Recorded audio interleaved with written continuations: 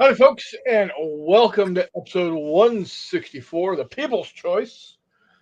As the little blurb on the video says, I'm working on some logistics to be able to start uploading videos again, and I want some viewer guys, ideas, thoughts, and kind of what's what and what you'd like to see. But before we get into that, there's a couple things we want to talk about. First off, over at Wiley Games, Arena of Blood is out, boys and girls. Um, it is that one. Go get it. Go grab it. Um, the other thing that has hit Codex Galactica. For all of you 40K folks out there that love the universe, love the love the models, don't love the game or the asinine grouping of people that tend to play it. You want to check it out. Codex Galactica. It's been out for a while in PDF. They decided, hey, it's good enough. Let's go ahead and hit it and put it into a hard copy form. And I got to say, it is well worth the money spent. Um, it's got all kinds of armies. You've got the Imperial armies. You've got the Imperial Marines. The Battle Sisters, Mech Men of Mars, the Inquisition, and then you got the enemies of mankind. You got your orcs. There you go, Charles. You got your orcs, buddy. There, orcs. Um, the Eldarin, ALE. I don't know. Space You elves. should have just called it the Eldar since they can't copyright that shit, which is why they had to change the names on them. Yeah, yeah. Then you've got the Dark Eldarin, which the S&M Eldar. The Dynasty, which are the Tau. The Necroids, which are your Necrons. The Hive Beasts, which are your Biovores and Tyranids. Tyranids? Called. Yeah. Traitor Marines, the Damned, the Daemons, Sons of Voltan. Those are your squats. Yep. Then you got talk about your traits, your mutations, your psionics. So yeah, it is a great book. Each each each of the different factions has one Wiley original. Really a great book. Of course, you do need to have either core or even better galactic heroes to go with this. Um, it is designed to go directly with galactic heroes, but I'm sure if you just have core, you could still use it because there's not a whole. I mean, there might be some traits that are in galactic heroes that aren't in core that are utilized in this, but oh well. What you gonna do? So yeah, head on over to Wiley Games. Two great new supplement. Well, a new supplement and a whole new set of rules. I'm going to say it's a whole new game. Yeah, it's a whole new. I mean, it is not fistful of lead, guys, as y'all know. So I gotta hunt down some gladiators, and that might be something that I put up in video, a quick playthrough. Jay and Marshall about earlier this week, maybe late last week, put up a video on Wiley Games YouTube showing how you could take it to a bar just playing with the cards and some dice. You don't even have to have miniatures to play it. How cool is that? Gotta love that. Of course, then your other sponsor is the wonderful product from geekgamingusa.com with their base ready materials. Make your blah miniatures look good, make your good miniatures look great, make your great miniatures. I'm not going to say you're going to win a golden demon, but shit, man, it's up there. Can't beat it, man. Go there when you order. Put in a little note from McMurray. He might surprise you with a banana. Who knows? Only Chris Long. Only Chris Long gets the banana. Of course, by the time it gets through customs, it'll look like an extra large vanilla bean. Well, such is life. So, how you doing, McMurray? Not too bad. Not too bad. Good. We missed you the last couple of weeks, but Yeah, life happens. Life happens. It's been busy, but that's okay. We're here now. It's a good day. Here we It's are. about to get busy for me this weekend. The niece is graduating high school, which is just very difficult for me to wrap my brain around. The nephew is promoting to ninth grade, and the promotion ceremony is tomorrow night. The graduation is Saturday morning, and the best part of all of this is Dad is flying in tomorrow afternoon and staying until Monday. Oh, so nice. We get to see Dad for a little while. So, That's really awesome. Yeah. I'm smoking 20 pounds of pork butt on Friday because at the graduation party Saturday afternoon, we're going to have pulled pork, baked beans, coleslaw, potato salad. It's going to be fun. And then Saturday, while the party's going on, I'm going to be keeping my eye on the smoker because I'm smoking a 15-pound brisket. And that's going to be for dinner on Sunday. And Jay's doing some ribs for Sunday. So we are barbecuing it big this weekend. You guys are really getting after it. Damn, look at you go. Oh yeah. It's gonna be great fun. It's gonna be great fun. The chatter is going crazy. Yeah, they're saying hi to each other. We got Rich Keenan, Charles, Jeff, Reese popped in for a minute. Obviously, Telemachus and Chris Long. They're speaking amongst themselves, talking about Jeff playing Nord and stuff. We're doing good, Nord. Appreciate it, buddy. Mike hopped in. I think we just got Gamers with Coffee. So it's good. They're speaking amongst themselves, getting after it, saying congratulations to Joey and everybody. Yeah. So.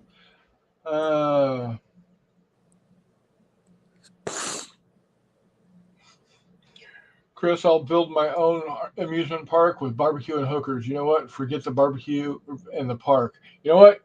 I would say forget the park and the hookers, but that's just me. So yeah, good stuff. What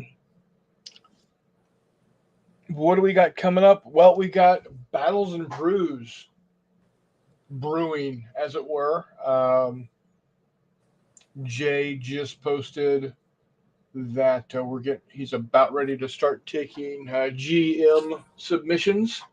So if you are in the Kansas City area, that third weekend of July, the 19th and 20th, I believe.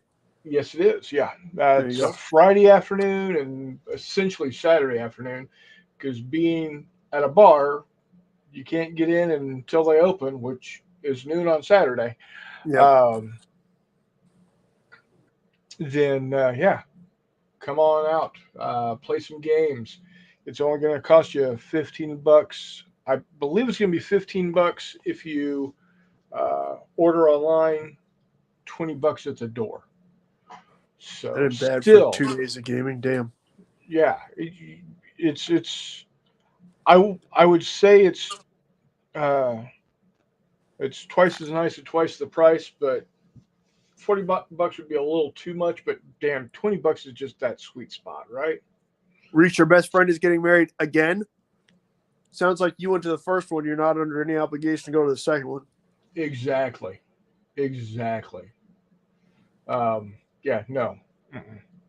I got lucky that my best friend was at both of my weddings. In one of them, he had to travel all the way to Floydada, Texas, which he was none too pleased with, and is still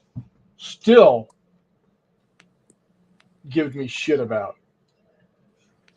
Seems reasonable. Oh, no, absolutely, it's reasonable because fucking Floydada, Texas, is out in the middle. It's at the crossroads of no and damn where. That'll Um, happen. it is. It's roughly 50 miles as the crow flies northeast of Lubbock, Texas. For anybody that knows Texas, it's way out there and flat. Oh my god, flat. So he's the only returning groomsman. Sounds like you need to be not the only returning groomsman. Sounds rough, buddy. I'm just saying, man. I'm just saying. Um, so, but I'm gonna be fingers crossed. I'm still on track to be able to get my all my planes done. Um, here's a here's one of them right here.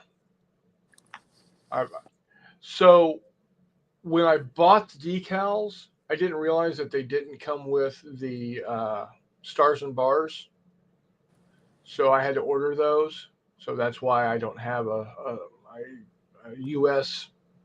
Army Air Corps or Army Air Force star and bar there. But it is. I think they're looking pretty good, all in all. Todd said So he's interested in 3CG because it's his favorite SCS series. Oh, God. They look good, Chris. What scale are those again? 1/200 or 300? these are 300, one Okay. 300. So what I'm thinking is one of the things I seem to. I had gotten quite a few good good views when I did like the 10-15 minute videos of me painting these. Accurate. Yep. So what I'm thinking of doing is doing the same thing but with some of these fighters and not just, getting them painted, but also getting, doing the decals on them, showing the decal process. Of course, it's all sped up, and I do a voiceover talking about the particular. Well, in the case of the ships, that particular ship, talking about its, when it was built and stuff like that. I'm Yeah. thinking of doing the same thing with the fighters and the bombers. Um, I did when I ordered the stars and bars for the bombers. I went ahead and picked up the invasion stripes for the P-51s. Oh, So nice. so some of my P-51s will have their invasion stripes on them. I'm Uh, not gonna lie. That's the one thing I freehanded on all my American stuff because that shit got painted on like 3 days before right. using everything. So I figured that was gonna Yeah. be okay with me. Yeah. My I don't know. And I've seen your hands and they shake even worse than mine do. Yep. But I don't have the trust in myself to. I know they're not supposed to be perfect, but I don't have the trust in myself making them look halfway decent. I could be wrong. Who I'm knows? also really excited. I haven't used any of these Fanatics paints on those little things yet, Yeah. but I'm excited to give those a whack given how well they cover. Um, that might be quite outstanding, to be honest with you. Um, Walkabout says shorts keeps getting me subs. Nords are 1/300, 6mm. Yeah, 1/300 6mm. Well, see, what I'm planning on doing is doing like a 10 or 15 minute of painting them, and then once they're done, do a short of them finished.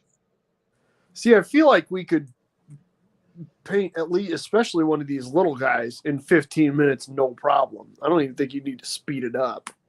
Well, because I'm also wanting to add the decals. No, I got you. Oh, yeah, okay, yeah, I see what you're saying. Like, Yeah, I could almost do that live. yeah, Not live, but yeah, it's just no time no compression. speed up. Yeah. So,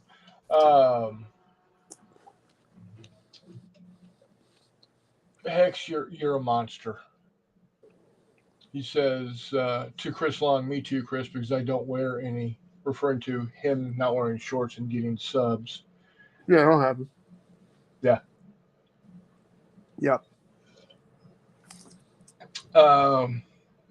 Reese says the only thing he hates painting more than invasion stripes is the stripes for Korea. Are you talking about the yellow on the F-86s?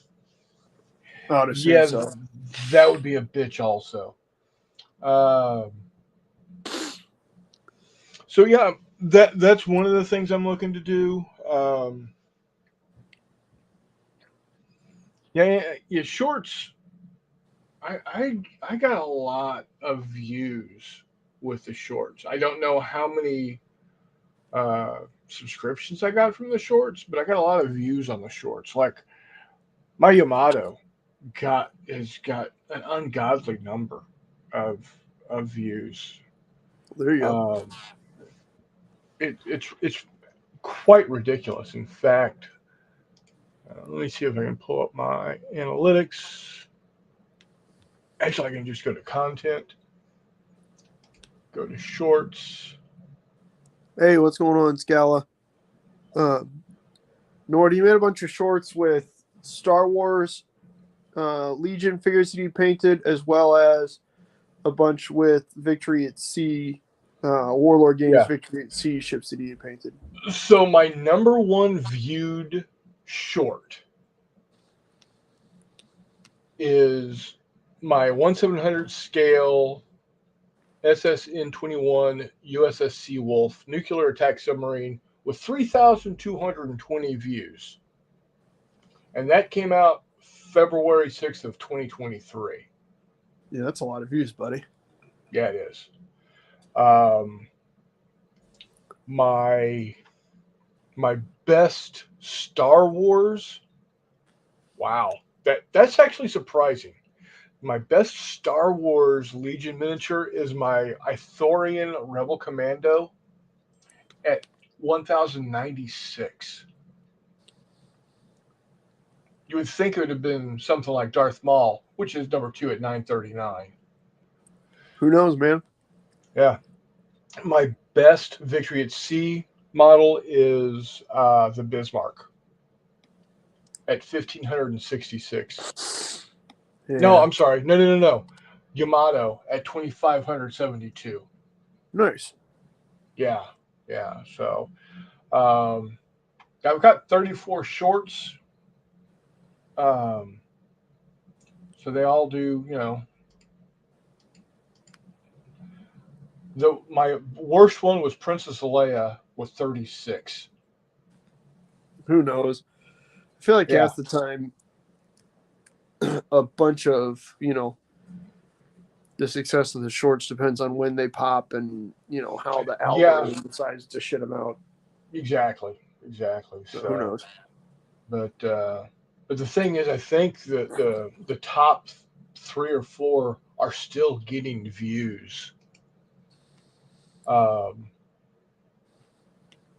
Yeah, my top video in the last 48 hours, the Amatos had 8 views in the last 48 hours. The Hood has had 4 in the last 48 hours.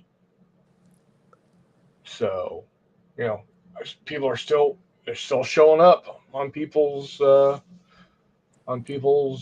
whatever it is. So, Yeah, searches and whatever else. Who knows? yeah. So, That's yeah. pretty awesome. So I'm thinking I'm thinking what I had been doing previously is having two or three shorts a week, and like one or two long videos a week. And I think if I can get back to that, we could start probably seeing some growth. Um, let's see what's some. They're talking about Daisy Dukes and whatnot, still on the shorts thing. Yeah, no, well, there. Reese said either the yellow or the black and white diagonal. Yeah, those are. Hey, again, on mine, I did decals. Um, uh, Walkabout says he got 28 subs in 2 weeks with shorts. God damn, look at Crisco, man. Yeah.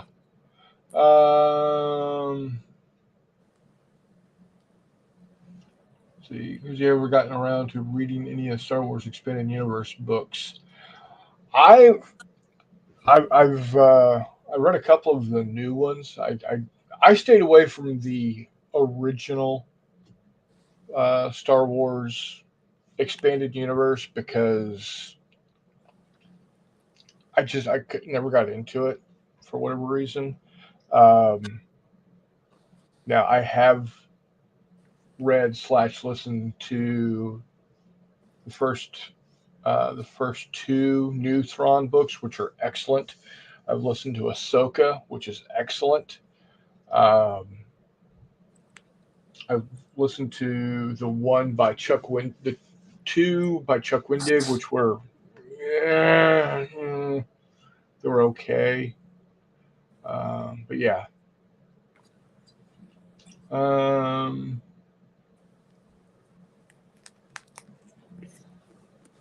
Walkabout is 40 away from 500. You go, sir. Uh, so if you're not already a follower, a subscriber of Walkabout Games with a Z, head on over and click the likey button. So actually, you're doing yourself a disservice, Nord. Definitely pick up Ahsoka. Definitely pick up the new Thrawn books. In my opinion, the new Thrawn is even scarier than the original Thrawn. Um, Being The written by original Timothy Thrawn was Zahn. pretty fucked up, dude. Oh, he's the thing about this Thrawn. He everything that made him such a badass in uh, in the original Heir to the Empire trilogy is I've been told because I didn't read those. I've been told that it's I'm like about to say, I thought you tenfold. didn't read No, those. just from what I've been told, makes him even with the new how he's written now um, is even scarier. Not to give any secrets, but he knows things that nobody else knows that some people are trying to keep secret. And it's like, is he ever going to let people know? So, yeah. Uh,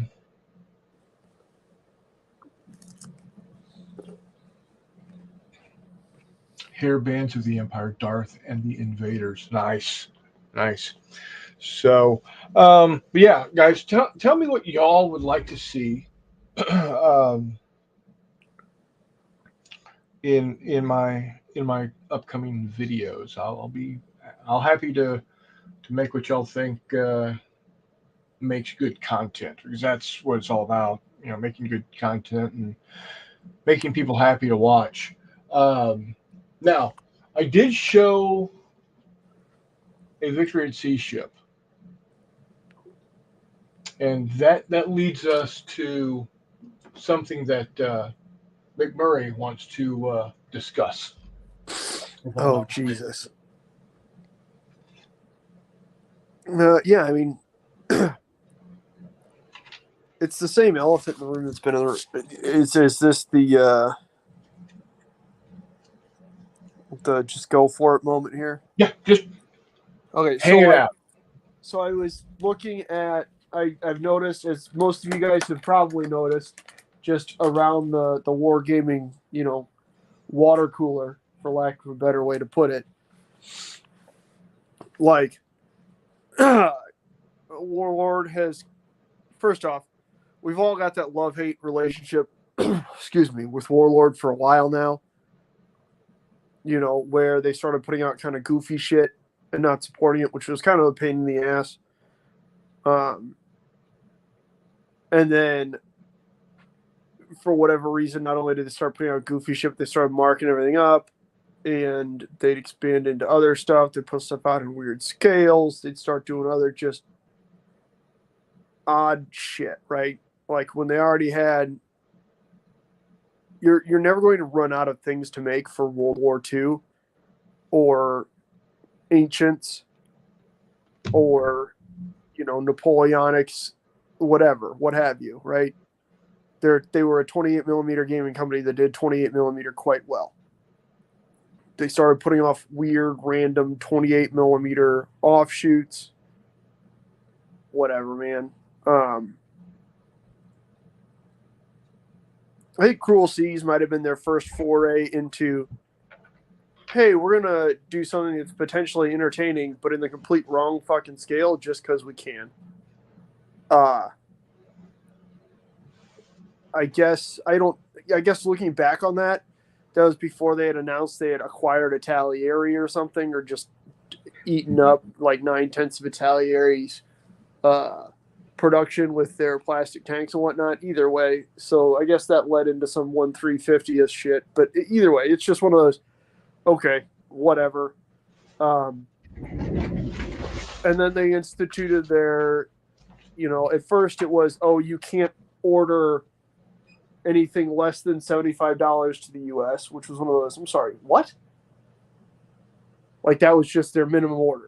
Was, oh well, you can't do that because they used to have free shipping on orders over $5 or on over $50, which they would honor in the U.S. Cool, awesome, cool, great.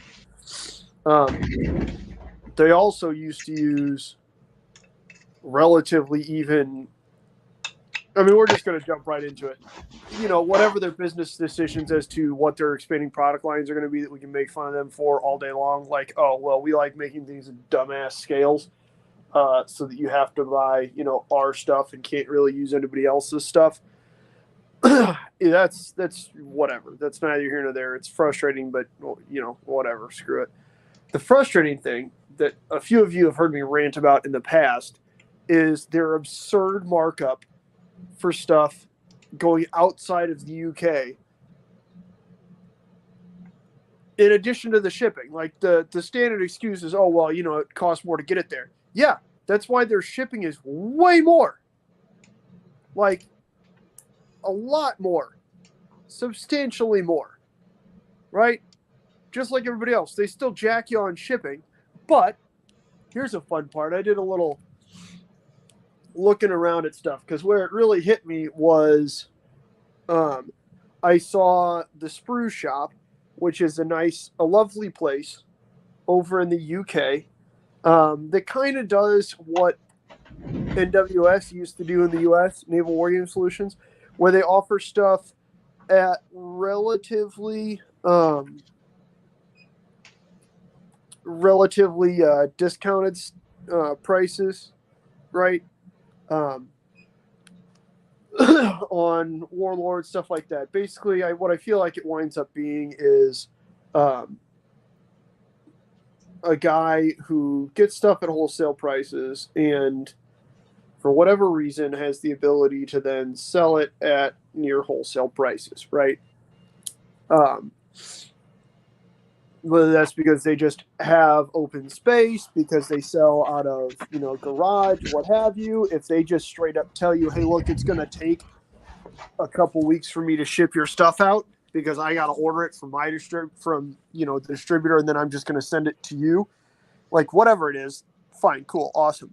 Appreciate the service, right? Because they're obviously not making a ton of money per order. But so I noticed the most recent Epic launch from Games Workshop, Warlord Games, excuse me, was Hail Caesar Epic, which centers around Hannibal, right? And the Punic Wars. Cool. So I looked at it because it's one of those, well, that's rank and flank anyways. I don't have anything at scale now. Who knows? Maybe that'd be kind of a cool one to just throw down on the table because I don't really do much in terms of ancients. Especially with the Romans, if you make each base a maniple, then you don't run into the same troubles as you run into with Epic ACW. Sure, maybe we'll give that a look. Holy shit snacks. So the starter set is 240 pounds, which, when you just ship it through, a conversion. So if you were to do it like most other UK companies and international companies do, where you just have a PayPal payment option, which you still do on Warlord, by the way, which will translate your currency into another currency because it's 2024, not 1530. So, it turns out international banking is a thing. The internet is the thing. So monetary conversions are not that ridiculous. So 240 pounds is $301. And I was like, well, I guess that isn't that bad. Maybe. I don't know. We'll have to think about it. And then I popped over to the Warlord Games website, said, oh, where are you from? UK, US, rest of world. US. $380. Just slapped an extra $380 on there because eat a dick. It's one of those, what is this shit? Why? I'm still paying you an ungodly amount for shipping. So you can't go, oh, well, it has to, get shipped to you. I know. That's why I'm paying a bunch in shipping. And somebody's like, oh, well, it probably ships out from the US. Then why am I paying an ass ton in shipping? I'm confused here. Why you can't have both ways. That and I can't imagine it's the fact that Warlord's almost entire fan base or a large enough chunk of their purchasing base just doesn't look into that. So anyways, that was fun. So then I looked at some other stuff. Like there's an all-in pledge, right, for Epic, which is discounted. And I was like, oh, cool. Maybe that's not as ridiculous. Maybe since they're discounting it anyways, they knocked down the whatchamacallit. So it's 565 pounds for everything. Are you printing something off of like an old school adding machine, Chris? No, that's my printer. Oh, okay. 565 pounds. Oof, that's a lot. $718. That makes sense. Nope. Good old Warlord decided, nah, eat a dick. Let's add about 200 for a $904 price tag over here to the US. And that's when I was like, I don't know, maybe let's go back. Let's look at old stuff. I don't know if this is new or if this is old. So I went back and looked at the Epic ACW starter, right? Because that was the thing. When that thing came out, it was relatively affordable. But it came with some little kind of sketchy stuff. 89 pounds. Okay. What's that? What are they charging on the US side over here? Because that's $113. Nope, it's $142 if you buy direct from them. You got to be shitting me. So I went to another one of their new releases thinking, okay, maybe it's an upcharge based on the line. Like if a line isn't common enough or isn't popular enough, then maybe it's more because they've got to do something, maybe they carry some stuff in the US, some stuff not. So I went to Achtung Panzer, which all the models for are old bolt action models anyways. The all-in for Achtung Panzer is 540 pounds, $687, or $810 from Warlord. Again, because fuck you right in the mouth. Just went straight back to just straight bolt action. The Rangers box. And this is what's frustrating, right? Because it used to be that Warlord was the place to get cheap plastic infantry. 37 pounds, which translates to $47 or $59, just in case you needed to get punched in the face and the wallet simultaneously. Long story short, Warlord Games adds approximately 26% on top of whatever the cost of the figures is, just as a cost of fuck you for being American. I did not go and look at the price translations for guys like Chris Long or any of our Australian buddies, because something tells me that's way, way, way worse. Given that I know Paul, to get Warlord stuff, used to have to PayPal guys in the UK to buy the Warlord stuff and then just ship it down there, as a private individual, because that was way cheaper than Warlord's markup. So I'm not even going to look. I'm not even going to look at that. It's just one of those. What is this? / I know there's a Warlord USA team. The fuck do they do? Like, what are they doing? They sit there counting money on their abacusai. Well, the issue is, like, realistically though, what is the US team for? What do you, like, maybe you can save everybody some money by eliminating these jokers who aren't shipping product. And it's not like they have brick and mortar stores in the US. They're not shipping product out of the US. Something tells me hiring 3 people to work night shift at customer service is a hell of a lot cheaper than running an entire team for the US. Given that was about the only thing I think of was for, time sensitive responses to things, but it's only 6 hours off. So yeah, have somebody, have a swing shift. Right. It's just, I don't get it. Warlord, like I said, makes all kinds of questionable / weird / kind of sketchy decisions just with their product lines and being kind of dicks about that.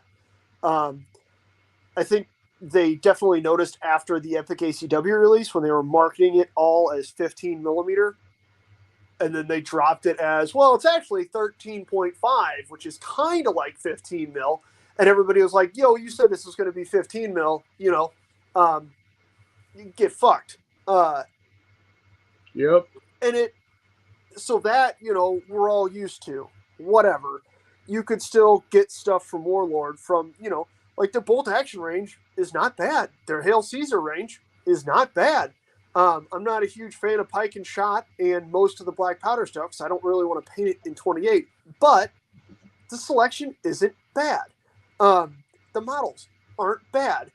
Most of the early plastics that people had problems with from Warlord Games, to their credit, before they started just flying off the rails and releasing random shit, they fixed. Like the old bolt action U.S. infantry sprue had a bajillion pieces per figure. What'd they do? They went back, they fixed it up, and they got it back out there. That was like 4 bolt action starter sets ago.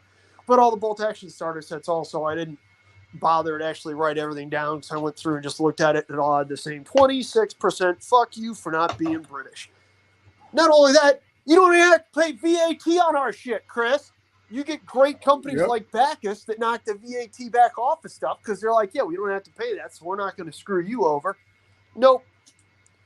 Warlord just pockets that fucking money also because, again, apparently just we can go, like I said, start our credit cards.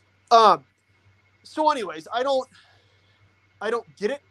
I don't know why there's not, I mean, on one hand, it's one of those, you want to like grab somebody from Warlord and be like, why is this like this? Except you're inevitably just going to get some stupid fucking response, because that's always the thing. And it's not worth asking the Warlord USA guys when you see them, because honestly, the Warlord USA guys are kind of tool bags anyways. When people complained about,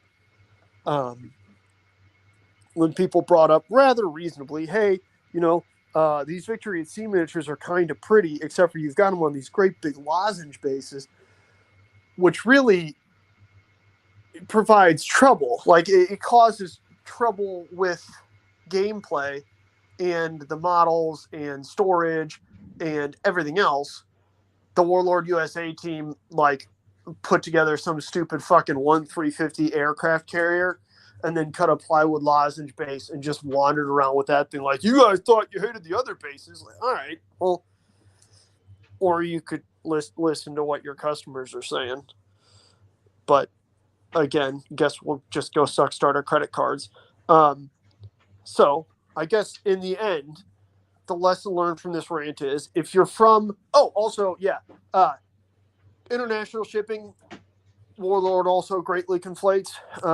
Again, that's the fun part looking back at Sprue Shop, just because it's what I had pulled up.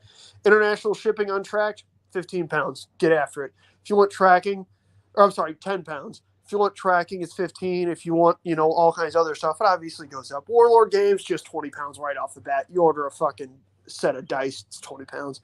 More if you want tracking, more if you want to do that. So it's just kind of one of those. This is a fucking clown show. I don't get it. I don't know why they do it.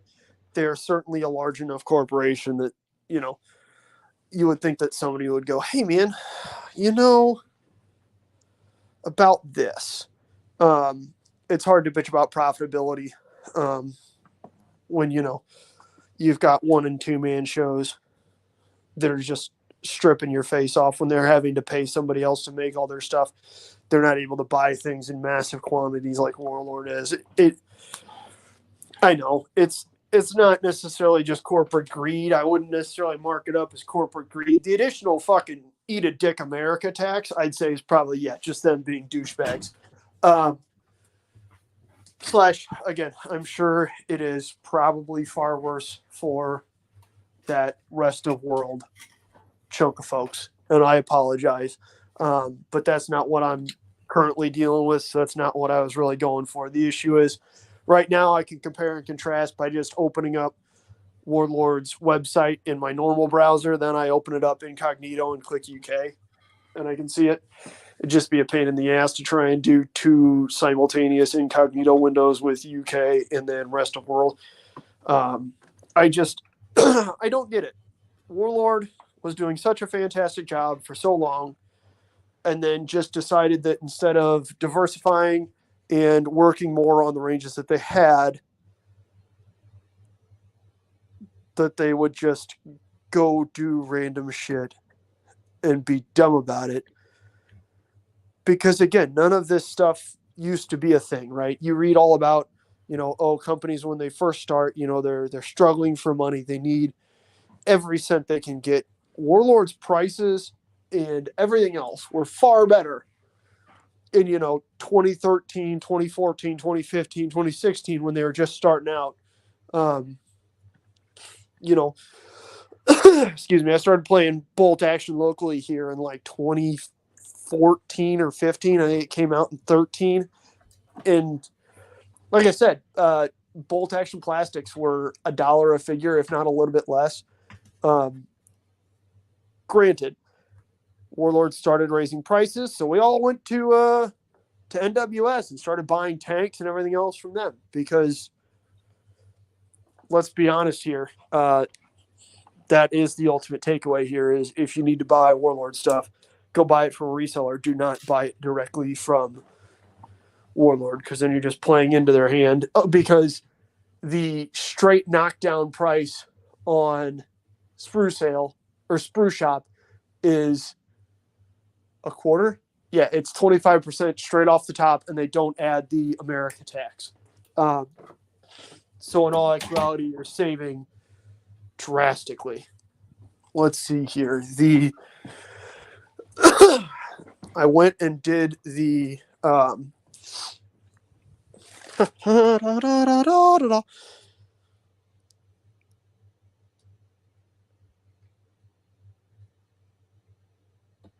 the overall price for Hail Caesar Epic to the US is $228 instead of 240 pounds.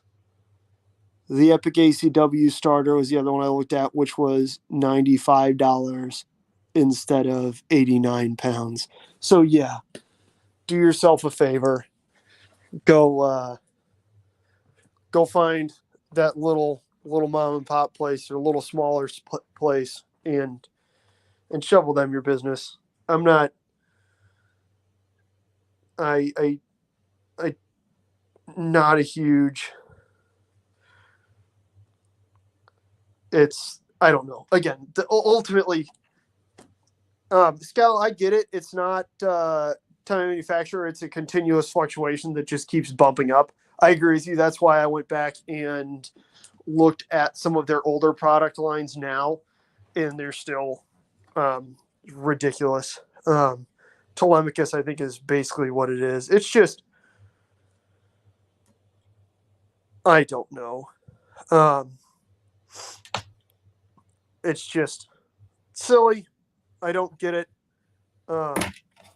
Exactly. Scala is exactly right. It's not a huge company. It's just dumb. I don't get it. I don't know, Nord. I've been trying to not do this, to be honest with you, and yeah, and go on the rants recently. People have been giving. I will jump in to say hold it on Bolt Action for a minute there. People have been going ape shit on the 3rd edition release. It's the second new rule book since 2013.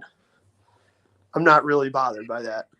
In 11 or 12 years, they put out 2 new rule books. The thing that kind of bugs me is when they put out 2nd edition, the only army book they ever updated was Germany, which is kind of one of those like, okay, is there really, are there really that many issues with 2nd edition if there weren't enough issues going from 1st edition to 2nd edition to have to change the rules or any of the army lists or the points values or anything, which is going to be very interesting changing into 3rd edition. Because at some point in time, when you manipulate rules so much, intrinsically things like points values have to change, right? This isn't a rant against points values or anything like that, especially when you're trying to just do pickup games. They are helpful. But when you manipulate rules, again, so much, then things need to change. So like from Bolt Action 1st edition to 2nd edition, they greatly changed how blast, like HE weapons, like howitzers and mortars, affected troops inside of buildings, right? So all of a sudden, those got a whole lot better. There was no shift in points value, and there probably should have been. There are a couple different rules about how vehicle weapons fired, stuff like that. Probably should have changed that a little bit. They're rolling into 3rd edition with all but one rulebook being the same from 1st edition. Again, Armies of Germany was the only rulebook that was changed or updated at all for 2nd edition. And I'm not saying we need to rewrite Armies of France and the minor allies and take my man Pauly out of their byline there. But at some point in time, most of these rulebooks probably need to be re-examined. And it certainly seems like Warlord has, not rulebooks, army books, need to be re-looked at and re-examined. But it certainly looks like Warlord has no interest in doing any of that, which is one of those. If you're looking to, people buy 40K rule books and army books every time they get put out because they want to keep up to date and recent. And to a certain extent, there's a way to do that in an abusive fashion, and then there's a way to do that to keep things in line with how you are, trying to shape the rules. And I don't know why Warlord, if they're looking to squeeze money out of stuff, if they're looking to expand and monetarily, gain while also helping out with their ranges and games, it seems like that would be the way to do it. Not just saying, no, we're going to make a bunch more weird one-off games because our owner apparently has a crack pipe whose business end is just white hot. So we're going to keep making weird one-offs like of really obscure and fucking bizarre 1980s British comics that no one else has heard of, including a whole lot of people in the UK, apparently, because 2080 and Strontium Dog were horseshit. Terminator Genesis was horseshit. Warlord quite literally could not give away starter boxes to Terminator Genesis. I used to like going to bolt action tournaments quite routinely because it was a good place to see a bunch of guys I used to play Flames of War with. Everything else, it was a good way to get 3 games in a day. Usually, you'd give them $15. They'd provide lunch. You'd walk out of there with an infantry sprue or a tank sprue, something cool. You get to hang out, play games, have fun. The most disappointed and irritated I've ever seen people in a tournament setting was not, an old 40K tournament where somebody cheated, or, the tournament where, wait, who forgot the damn pizza? Come on. It was when Warlord showed up to a tournament with 20 Terminator Genesis boxes and tried to give those out for free to everybody who showed up to play in a bolt action tournament. Warlord walked in with 20 boxes and Warlord walked out with 18 boxes because 2 guys were like, sure, here. And the first 2 guys who walked through just walked over and handed it to the owner of the little shop we were at. And then the third guy tried to do it, and the owner was like, no, I don't want it. Give it back to him. No. That should tell you everything you need to know. When game store owners are refusing free merchandise, your product probably blows. So the rules were probably suck ass, but were the miniatures even halfway decent?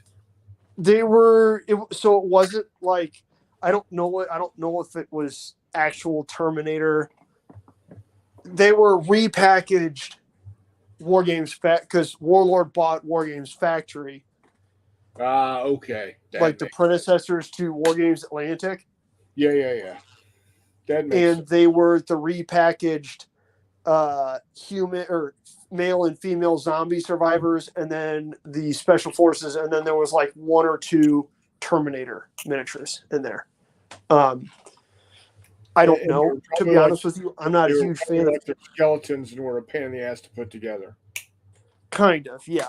Yes, everything War Games Factory did was unpleasant to put together, but priced to the point where you didn't really give a shit. Right. You were buying them because they were, 30 cents for a plastic miniature.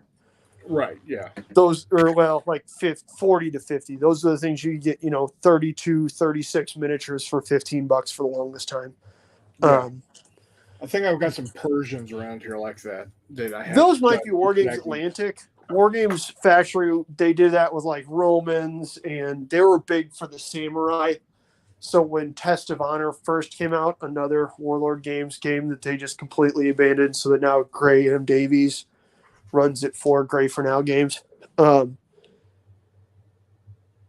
That when that first came out, people bought up a shitload of the War Games Factory Samurai because, again, you could get a box of Samurai for $15, or which was like 30 or 40 guys, or a box of like, I think it was 16 cavalry. Usually it was 4 per sprue, for $15. So that was people's go-to. But then they had some like ancients and stuff, like Romans. But anyhow, I don't get the Warlord thing. It's not. Scal's right. They're not a huge company. They're not a company like Games Workshop. They don't have to be like Games Workshop. It's silliness. It's silliness. Yes, very tone deaf on Warlord's part. It's just, I don't know. Yeah, exactly, Nord. Anything you can find in 28 that they made, you can usually find somewhere else for cheaper. And by usually, I mean almost always. And anything that they do in the Epic ACW stuff or the Epic stuff in 15s, Epic ACW, I will admit, for even $150, had, what was it, like 2,000 miniatures in it or some shit, Chris? Yeah, some ridiculous or amount. 1,000 miniatures or something absurd. But the issue is, it's quite literally 2 sculpts. Or sorry, there's 3 strips. the back rank on every base is the same, and then the front rank on every base is the same, except for the command strip, which has 3 or 4 figures in the center that's different. Every single figure every single miniature is the exact same. But there's always cheap 15 millimeter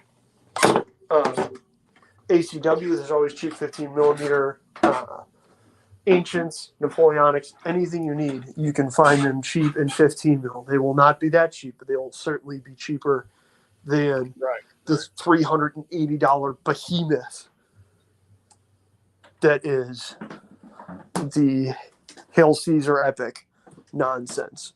Fuck that.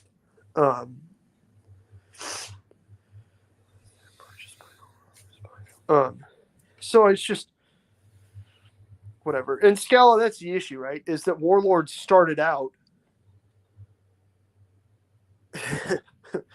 with games that had 1 million factions. Even World War II. They made a Brazilian box for World War II. Was it U.S. infantry with some random metal bits in it? Yes. But does it show exactly how absurdly diverse that range had the capacity to be? Also, yes. Right? That's the whole point. Just like with their ancients, like you're not going to run out of factions to put out for Hail Caesar. There's also giant chunks of that time period for Hail Caesar that they might have released 1 or 2 boxes for, but they never did a whole lot with. And that's where, for whatever reason, they just felt the need to, instead of just carrying and reselling someone else's 28 millimeter ACW, like they had been doing for years, where it's kind of one of those, I don't know why you're so mad about this. There's not a lot of risk if you're not tooling everything up.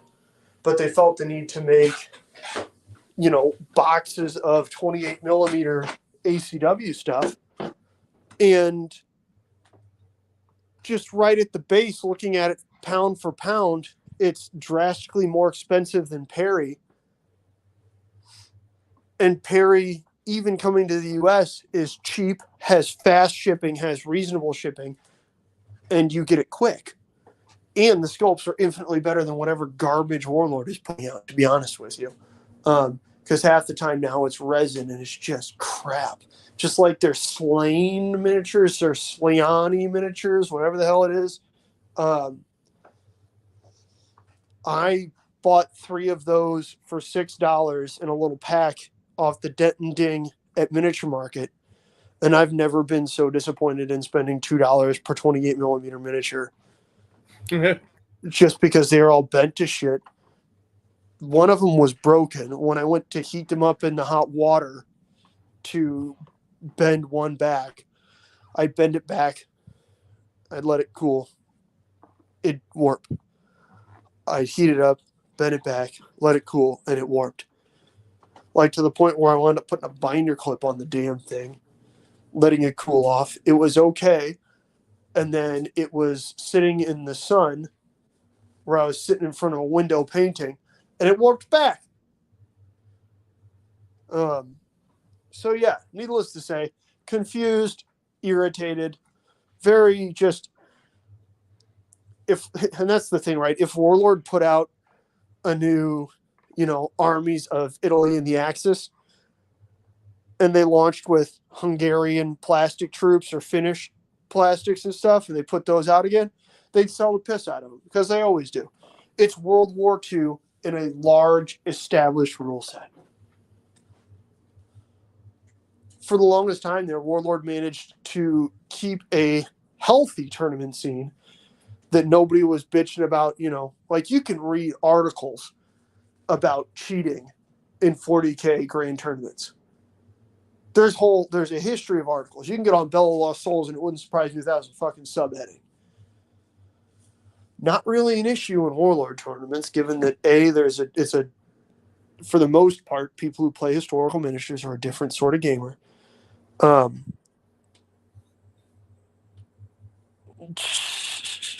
oh, I forgot about Z. Or what is that? Not Zombicide, something Z. Yeah. See, Scal, I'm happier here. That's hilarious. You are exactly right. Anyway, sorry, Scala jumped in there with that terrible Z game. Is it World War Z? What is it? It's something dumb, but that was another one that used those War Games Factory, not War Games Foundry. War Games Foundry is fantastic. Buy Foundry stuff. It's all metals. They're older sculpts, kind of like Old Glory is, but instead of like Old Glory is older historical style sculpts, so like minifigs sort of stuff, that style. They're older fantasy style sculpts, so older Ral Partha style, like early GW, which makes sense because it was made by the same guys as early GW stuff. But yeah, so that, yeah, anyways, long story short, that's the rant. Warlord, you kind of fucking suck. Your US guys suck even worse. General viewership, if you're gonna buy miniatures and you feel like you need to get something from Warlord, buy it from a reseller or a retailer that gives you a steep discount, because fuck Warlord. I think in the US you could probably buy from Pirate Pat. As annoying as Pat can be, he's still yeah, I know. But NWS closed, and that was my go-to for the longest time. That was everybody's go-to for the longest time, dude. Chris Dean sold so much stuff. I bought hundreds and hundreds of dollars worth of stuff from that guy because he's awesome. I think you can get Miniature Market. So that was always the thing, right?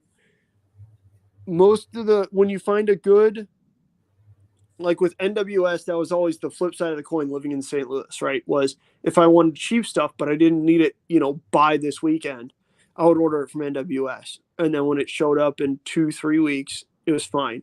When I needed something for a game this weekend, I'd have to go and order it at Miniature Market, because there it's usually like 20% off. But I could pick it up in person, and that would be awesome.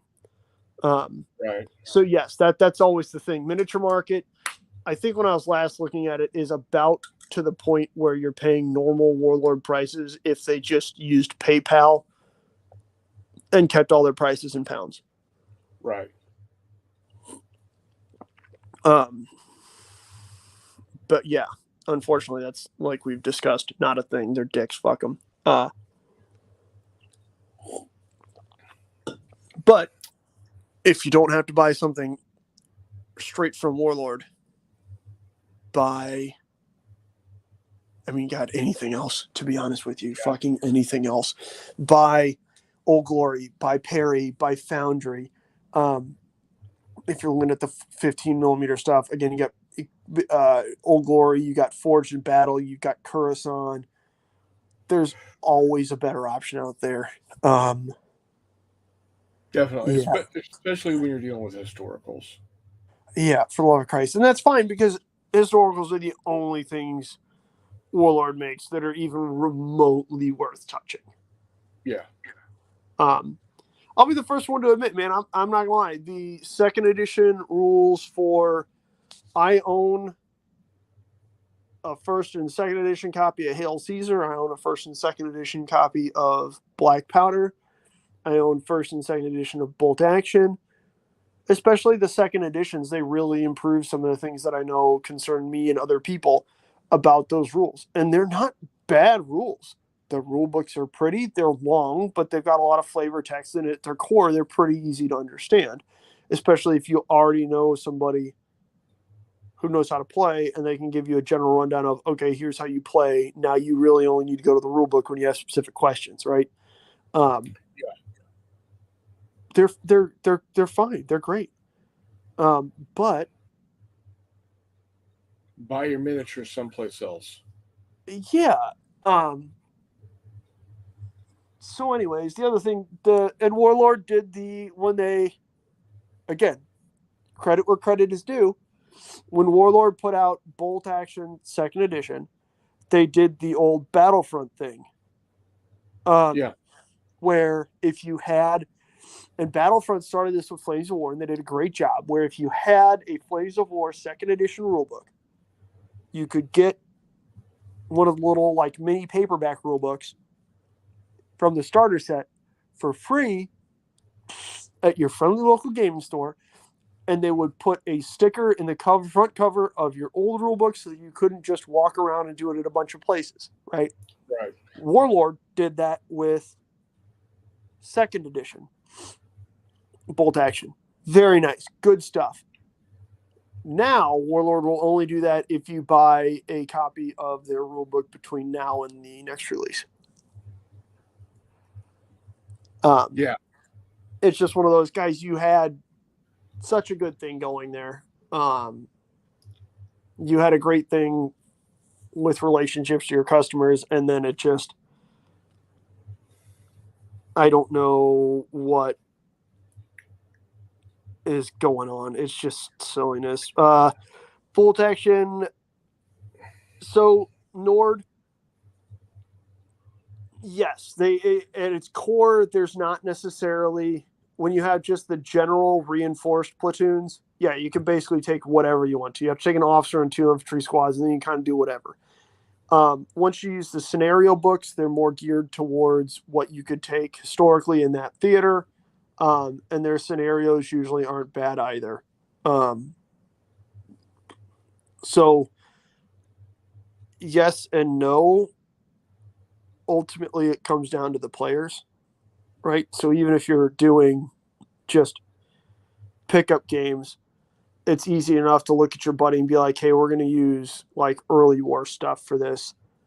And then, there's not guys running around with Panzerfaust and stuff.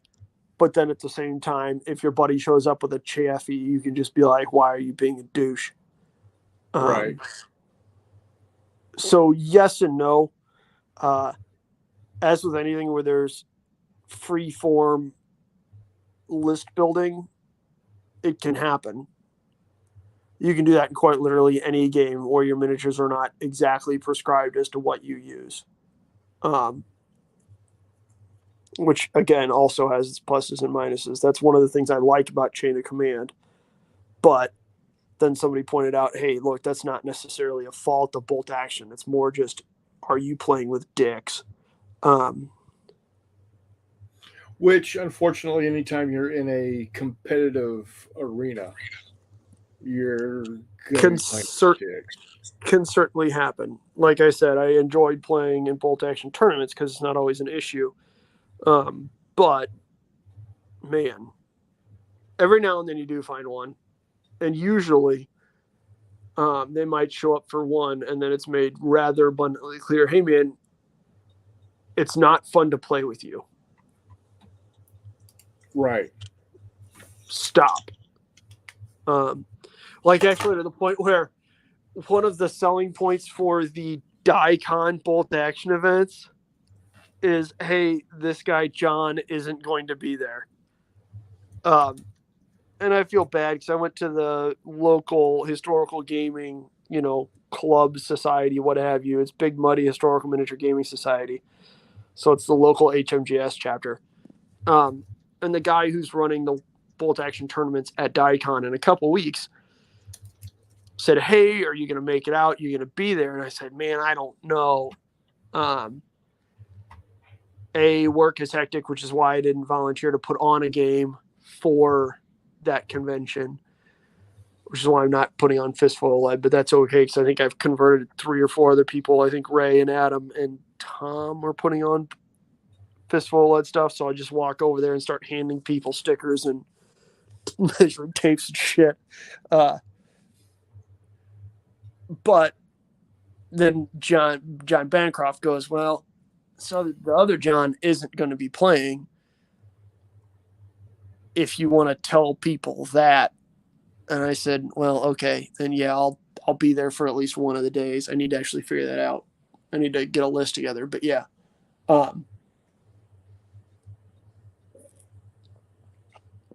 It is entertaining when, for the most part, on a local basis, there's one person that if they are not playing, everybody knows, okay, this is going to be a good time, as opposed to, I remember in old 40K stuff, that entire game was built around tournaments, and it has been forever, so it was a little different. But I'm not March. It's I don't know. I used to really rant, not quite so much anymore. John, that's fantastic, buddy. John, you should make YouTube videos with your announcer voice. That'd be awesome. I have not played Malifaux. The miniatures kind of weirded me out. I played Warma Hordes like twice with somebody else's stuff early in high school. And that was when I was trying to also play 40K. And it was one of those that's kind of cool. I remember the Jack like combat and damage system being entertaining, but at the same time, I was not in a position where I could start buying other miniatures, if that makes sense. Circle of Oberos, baby. What? Go Werewolves. For Horde. Who? I had a Hordes army. Circle of Oberos. Hmm. It was the werewolves. There you go. I think I was playing Khador at the time, but yeah. Yeah, I liked being able to take my giant fucking werewolf, come in and pick up a fucking warjack and sling it across the fucking table. Exactly. Yeah. But I think I played War Machine, to be honest with you. It's the same game. It is now. It used to be different. Yeah, they made it to where you even when it was War Machine and Hordes first edition, they made a crossover ability. Yeah. No, I got you. I'm just saying. I think when I was playing now it's the same. Yeah, it's now Warma Hordes. I got you. But it was fun. Again, it was a tournament game.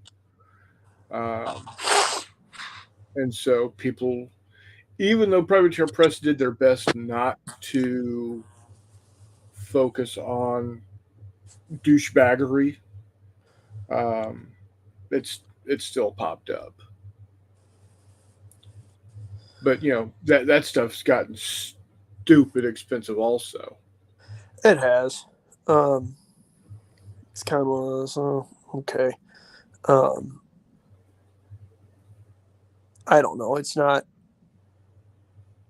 like I said, it's not something I necessarily ever really got into, but it's not because I had anything big against it. It was just not a point in my life where I could get into another miniatures game. You know what I mean? Right. It's not probably a miniatures game I'm ever going to get into, but yeah. I've got quite a few of the models, and I could easily use them in Fistful of Lead. Yeah, they certainly don't seem like bad. Like the miniatures were never, ugly models or anything like that. They weren't necessarily the aesthetic I was looking for. Right. But that's not to say that they were shitty models or they weren't, you know what I mean? I never had to put any of those old big metal jacks together. Oh, I'd imagine that dick. I was about to say, I'd imagine that's like putting any, big old metal models together. It'd just be a pain to get them to stay together and everything. They should have been plastic or resin from the fucking word go. Well, the issue is, well, yeah. Anyhow, that's my last thing about Warlord. Bring back the 3-part resin tanks. Yeah. Like if anybody wants skill models, they'll buy skill models for the love of fuck.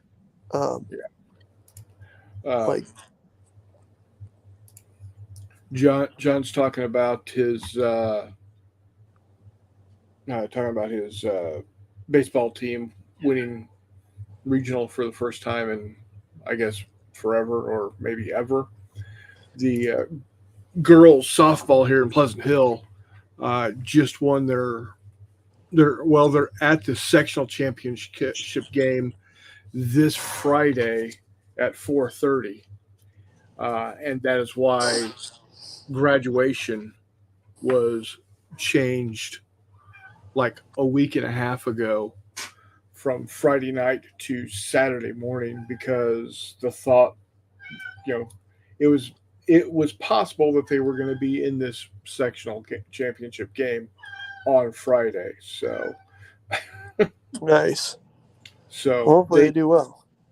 Yeah, well, in the sectionals, in the regional semifinals, they won 12-2. In the regional finals, they won 15-0. In the sectional semifinals, they won 5-4, and now they're going up against. They were the number one rank in their half of the bracket. They're going against the number one rank in the other bracket. So from there, I guess they go to 1, 2, 3, 4, 5, 6. I guess it's like the Elite Eight at this point. Nice. So they're in the Super 16, I think. So yeah, go team. Nice. So it's quite outstanding. Yeah, Good for and them. they've won regionals 3 of the last 4 years, but I don't think they've gotten past that. So, fingers crossed for the girls. Fingers crossed. Kind of not quite as drastic of rant as you have, but more of a just what the fuck. Why doesn't super glue fucking immediately adhere anymore? Why do you have to fucking let it wait? Probably because too many people glued their fingers together and started trying to like litigate against the companies, despite the fact that that's the whole fucking point of super glue. Right. I don't know, man. I don't know what to tell you. Yeah. Now I did design and print this today. Stand by. Nice. It's 4 millimeters thick with a 2 millimeter triangle on the top, and that triangle is pointing the direction that the model is moving, so it'll move. That's like badass. That. I like it. And then this is just a standard 2-inch 6D box nail. Hell yeah. And then let's see if I can do this without it. Well, it's designed to be used like this with a magnet. I don't have a magnet on here yet because apparently it takes a month of fucking Sundays for that shit to dry. Fair. Well, that's awesome. So, but and I've even made it to where I can put a washer in the bottom of it to give it even more weight. Nice. So, it took me like 7 minutes to print that. Yeah, I'm sure that'd be badass. Yeah, Charles hit the nail on the head because people are dumb and tape and glue their hands together all the time. Yeah. Scala, I agree with you. The Burros and Badgers looks kind of cool. It seems like the miniatures are a little busy for me. I don't know. I'm sure that if I actually got some of them, I'd like them quite a bit. They're just enough of a departure from all of the rabbits and stuff that I painted up for Thomas Foss's whatnot that I don't know. I really like how simplistic Thomas Foss's stuff is. Yeah. That's a huge draw for me. But yeah. I think that Peter Cottontail beating the bitch out of somebody is pretty awesome. Yeah, they're going to be used for my planes. Reese, tell me how many you need, buddy. Or if you want me to, I can just send you the file once you get yourself back up and running. Like I said, I use the FDM printer. It took like 7 minutes to print that one. So with FDM, it's however many you like.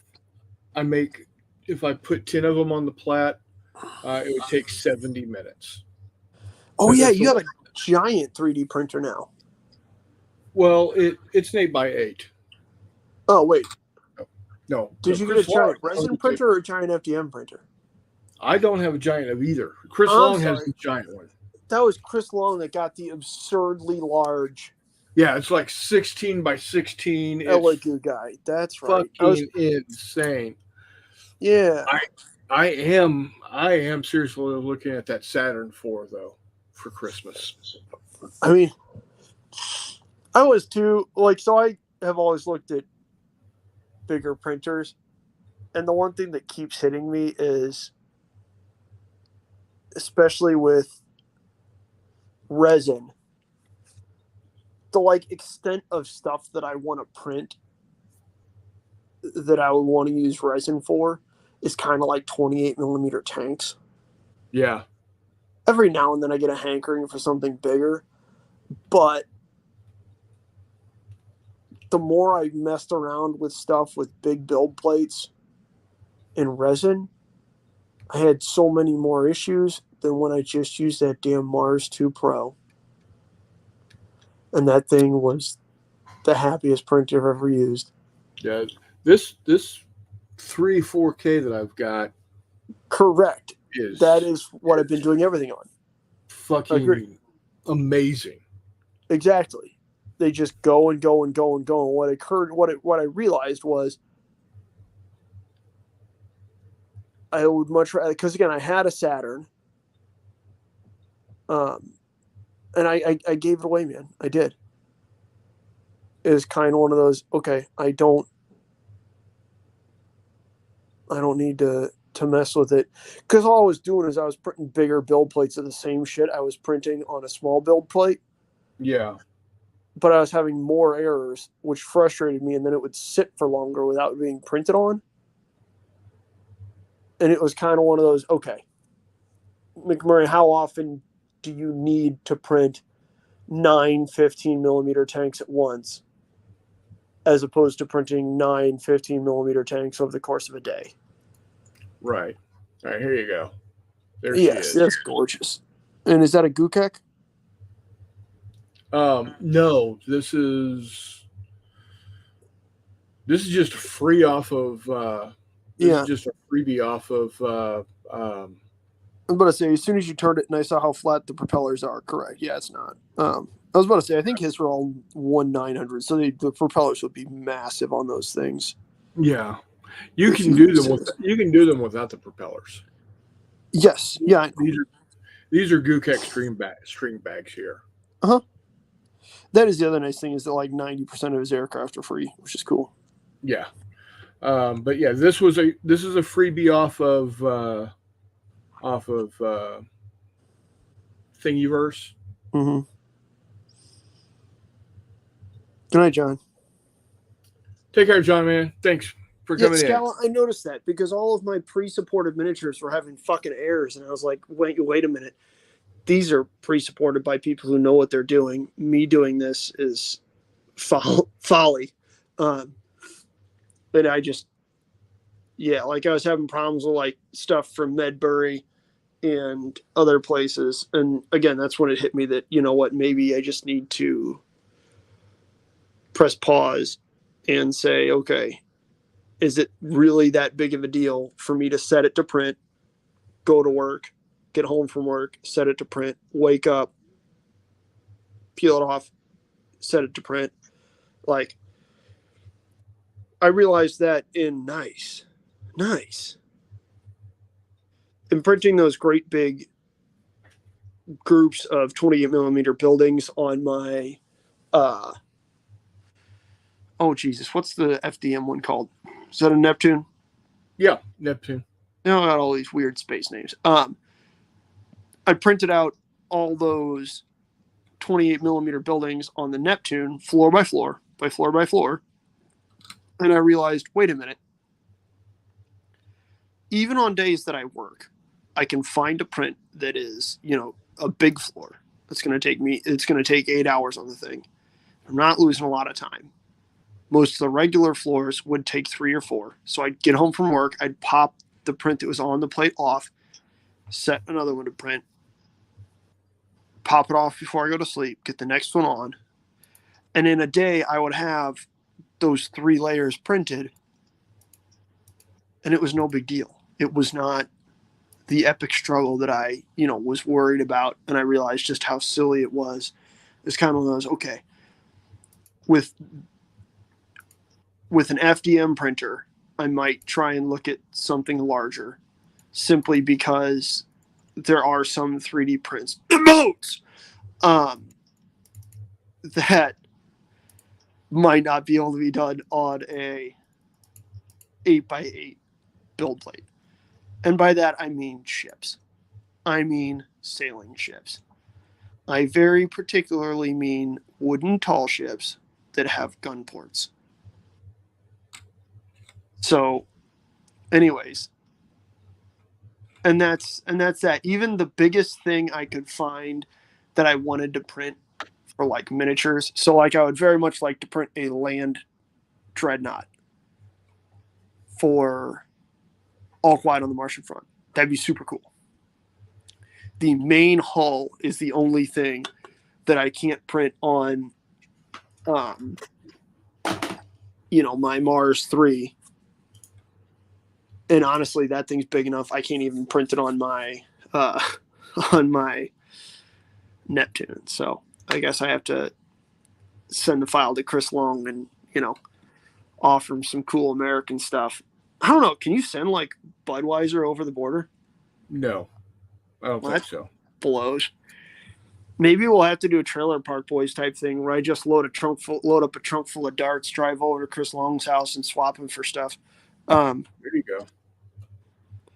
Chris Long are cigarettes still massively expensive in Canada? Because I'm not gonna lie, I and Chris lives close to like one of the cheapest states in the U.S. for cigarettes. Chris lives in a ridiculously expensive state for cigarettes, but he's 20 minutes from a real cheap state for cigarettes. Yep. Which, to be honest with you, there's probably a ridiculously busy gas station immediately across the border of basically any street, any road you can take. Yeah, from Illinois to Missouri. Because that's how it works. You got cheap gas, cheap beer, and cheap cigarettes. Mm-hmm. Yep. Because gas is roughly between 45 and 50 cents a gallon cheaper in Missouri. Yep. Than it's here. Yep. And the farther you go east, the more expensive it becomes in Illinois. Fair. Oh, also fireworks. Can you not buy fireworks over there? Nope. Oh, I was about to say, I'm used to that in St. Louis County. Everywhere, year round. Any of the major highways leading out of St. Louis County to get into, whether you're going north to, it's still St. Charles County, or west to St. Charles, or west to Gasconade, or south to Jefferson County. Man, boy, howdy, there are year-round fireworks stands, baby. Oh, yeah. Yeah. Forget those little 4th of July pop-ups. No, we got year-round degeneracy right around the way. Telemachus, there is nothing suspicious about a case of beer. Other than that, it's beer. Fair. I will say, at one point in time, a Danish buddy of mine sent us. He claimed that Carlsberg was better straight from the brewery, which was kind of one of those. None of us believe you, Robin. I don't think that's. I feel like Carlsberg is still just not great, but he sent us Carlsberg, and what he did was he wrapped each bottle in wax paper, I think it was, and then sprayed spray insulation inside the box, like the expanding stuff, and it got here entirely intact, and not a single bottle was broken until we started drinking them as we were pulling them out, because it was taking a while to dig them out, and then we broke one of the last bottles we got out of there because, we had drank, 18 or 19 Carlsbergs between the two of us, and we were trying to get the last 2 out of there. So, yeah. I'm not disagreeing with you, Scala, but Yeah, Nord, I quit drinking. I'm right there with you, but I'm like I said, I might have to figure out a way to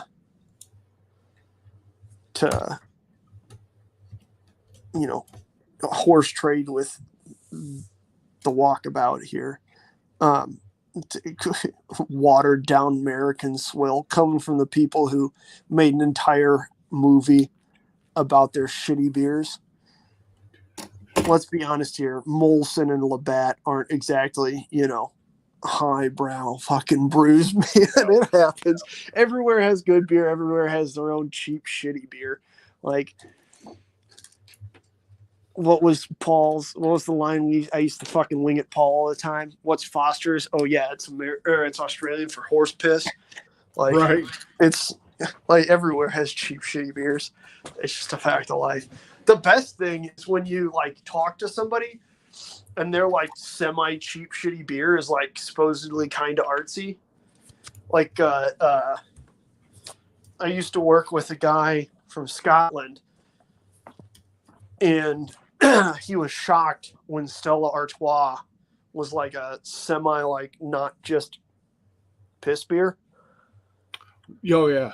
And he's like, "No, dude, this is what you buy in 2-4s and gas stations and shit." Like, no, Same thing with Corona, man. fair. It's just that was entertaining. We also at one point in time convinced him that Tecate was like fancy imported Mexican beer. And then finally we're like, no, man, it's just heinous, buddy. It's just heinous. But we are going very, very, very off the rails from miniature wargaming. Isn't that what we do here, though? Well, normally I'm trying to keep, us on the rails. So back to miniature wargaming. Gentlemen, we are a little under 2 months out from Battles and Brews, which means it's time for McMurray to decide what he's trying to do there. And there are a number of options. Most of you all are familiar with the absurd, let's call it diversity, in my miniatures collection, because that. Yeah, we lost him. How you doing, Hissy? He'll be back.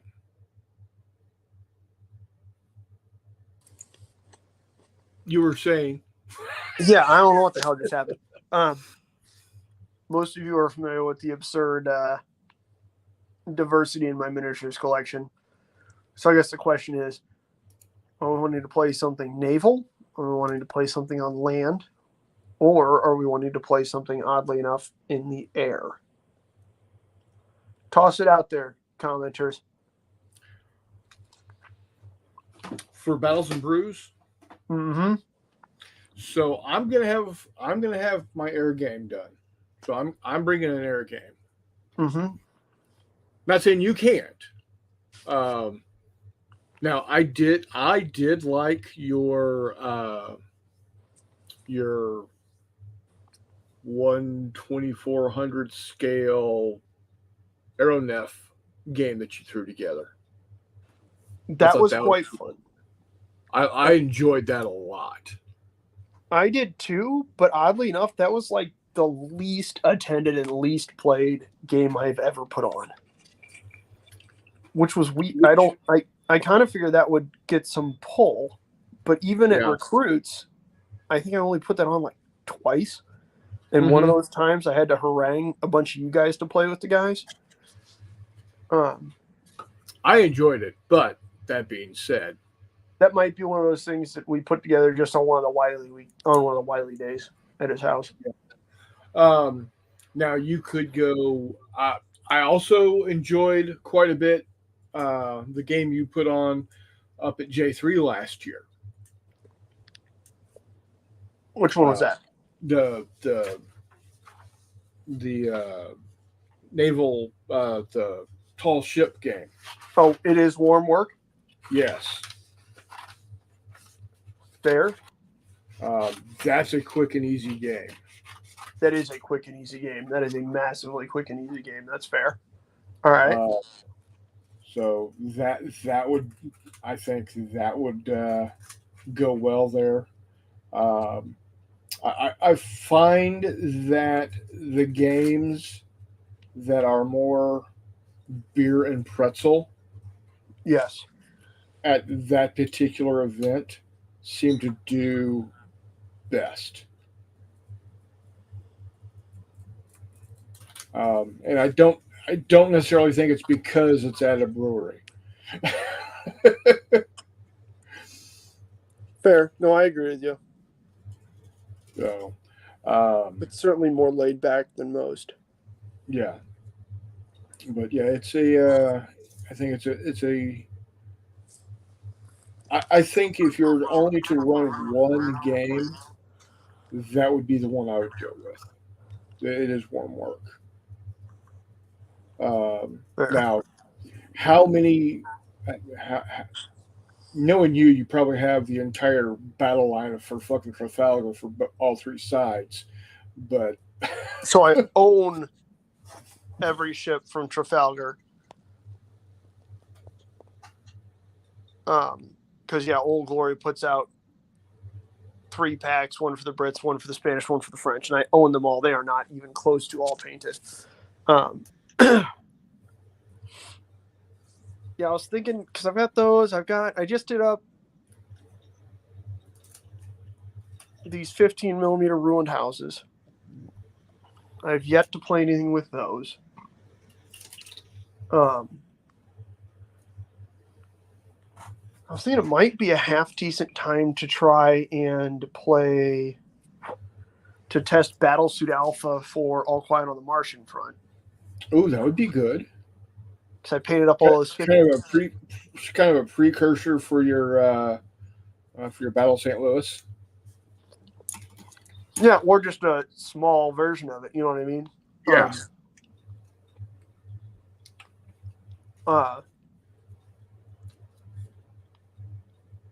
I'm not ultra familiar with Battlesuit Alpha, but I feel like a team of entirely battlesuits being tripods are just going to kick the shit out of a bunch of humans with tanks and infantry. Right. I mean, you're not wrong. Which again is why I need to figure out how to get a land ironclad. But yeah.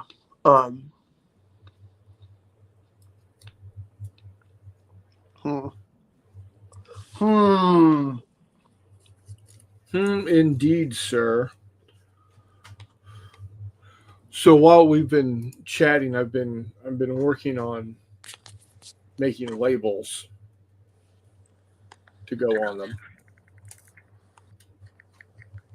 I need to properly get the triangle centered, but I think I got the right size. I just got to get it angled or centered properly, and that'll just have the name of the aircraft and some other bits of information on it, and it's going to be on cardstock, so I can just bloop, drop it on there,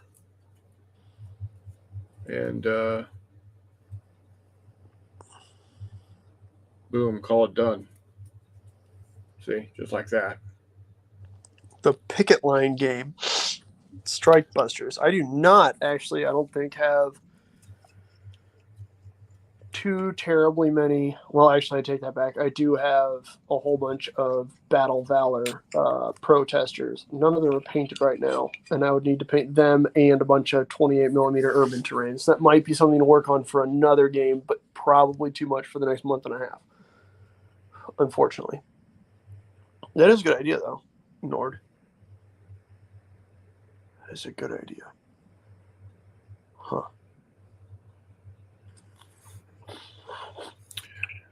Scala says, I try not to hold it against them, the Danes, but as a Swede, I have a moral obligation to judge them harshly.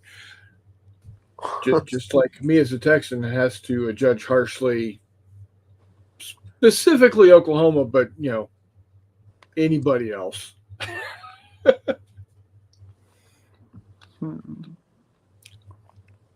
No. But yeah, I'm are you going to be able to make it to J3 this year? That is June 8th, that weekend? Yeah. Yep. Second I will weekend. not. I'm working that weekend. That makes me a sad panda. I'm sorry. I'm sad too. What about you, Reese? Are you going to be able to make it up, buddy?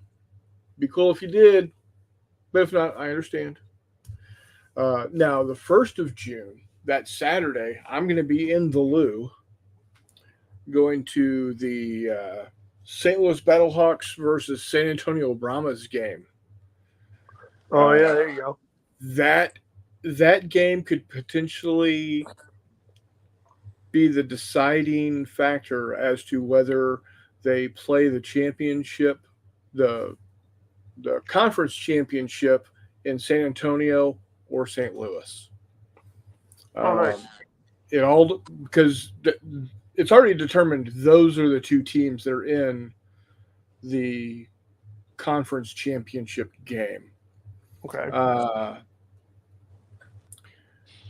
But it's a matter of who's got the better record at that point. San Antonio plays the undefeated Birmingham Stallions this weekend, which is going to be rough. The Battlehawks are playing the witless but not winless Arlington Renegades, who are 1-7. So the Battlehawks are pretty much a lock on a win there. If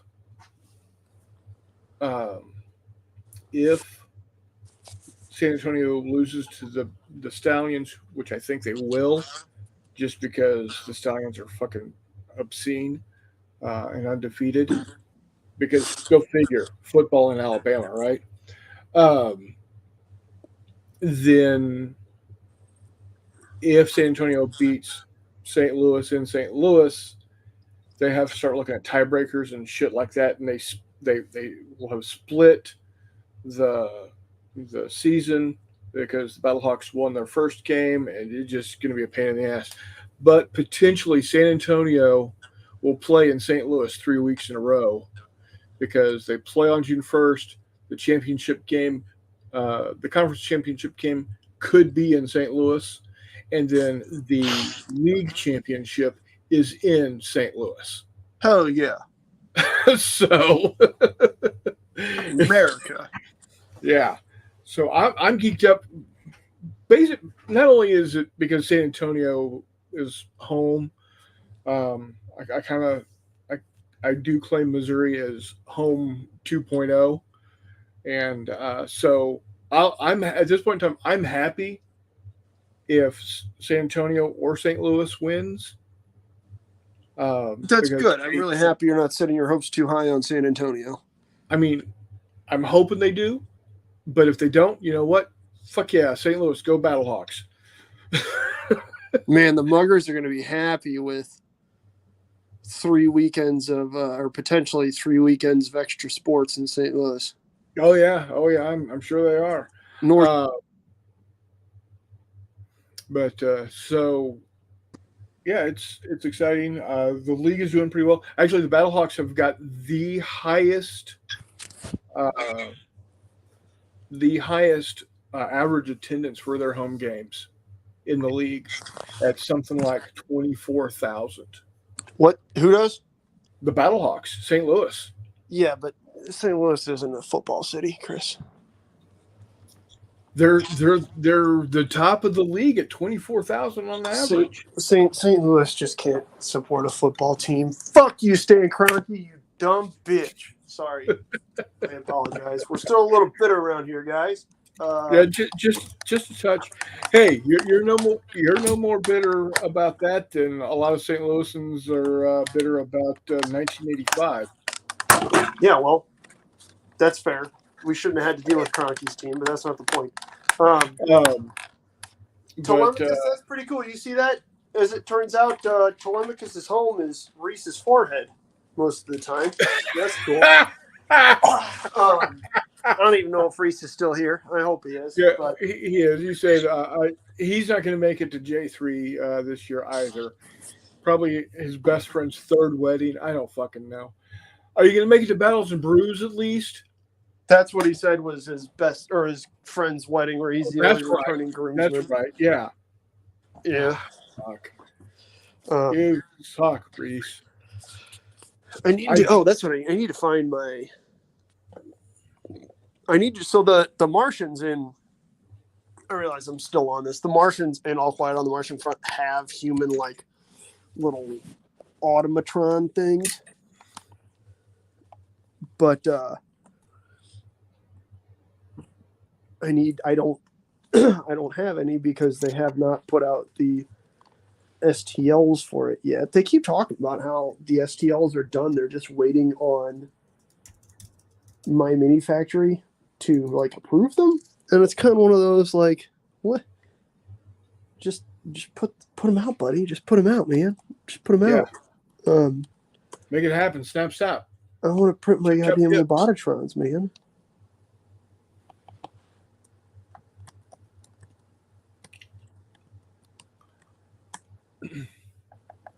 No. But anyway, like I said, I am planning on. It's not going to be like anytime this week. I might be able to pull something together for next week for starting to get videos back up onto the channel. When I found out that I've got unlimited hotspot on my iPhone now, and it's 5G, which makes it even better service than my DSL line. That got me thinking, maybe I can get stuff back up. Start putting stuff back up because my internet is just balls. What is When I Reese start- printing for you or printing for you? No, we're gonna do Force on Force together. Oh yeah, that's right. Vietnam using his 54mm stuff. Using 54. Yeah, Holy smoly! All right. yeah. So I gotta come up with a scenario, and we're gonna do the Viet Cong as asymmetrical. So they're going to be able to move from hidey spot to hidey spot if they're out of line of sight, and be able to pop up in this building over here and shoot, and be able to scamper the fuck away and come up over here and shoot and scamper the fuck away. So yeah, it's going to be good. It's going to be cool. I got to come up with the Marine fire teams that I want to put together and go from there. So are you going to use the cool Vietnam model?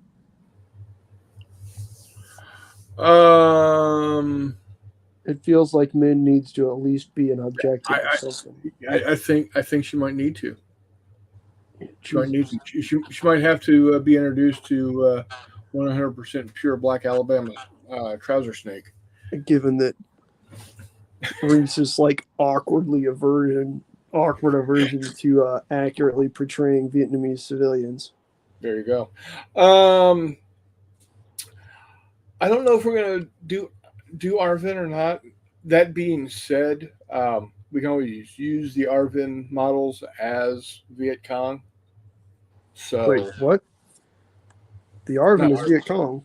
not Arvin. North Viet, the regular North Vietnamese. Oh, as a main force Viet Cong battalion. Yeah.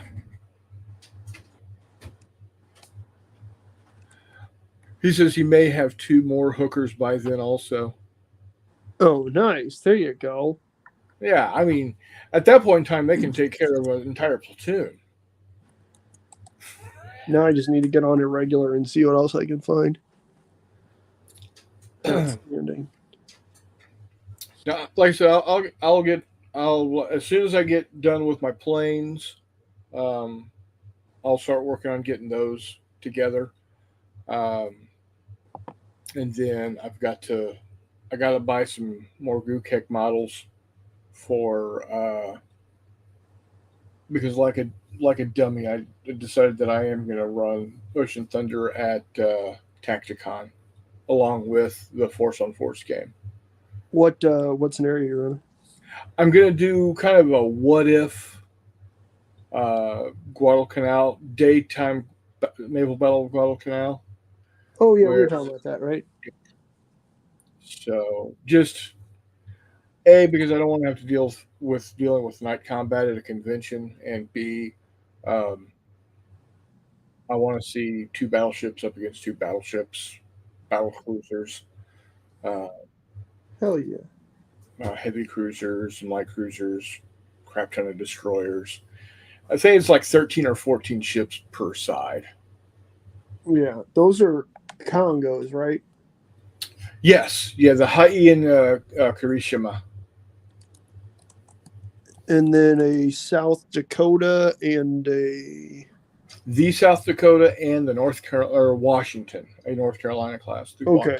Yeah. Washington and South Dakota. So there's one or two less 5-inch gun turrets on the South Dakota to the other South Dakotas. Yes. Because she was fitted out as a Admiralty flagship. So yes.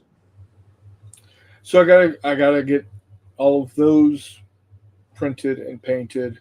I'm doing 1/4800th scale this time.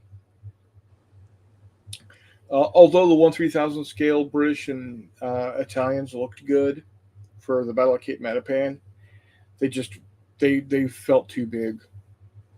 That's fair. And when we play, 1/6000 is great, but I still want a little bit of flash on the table. And the 1/48 scale, it's right on the flip side of almost being able to use mile as true scale. Yeah. Or doubling down. It's close enough. Yeah. I mean, that's the nice thing, right? Doubling up. Hey, Reese and Walkabout, I need your votes here. For Battles and Brews, air combat, land combat, or sea combat. So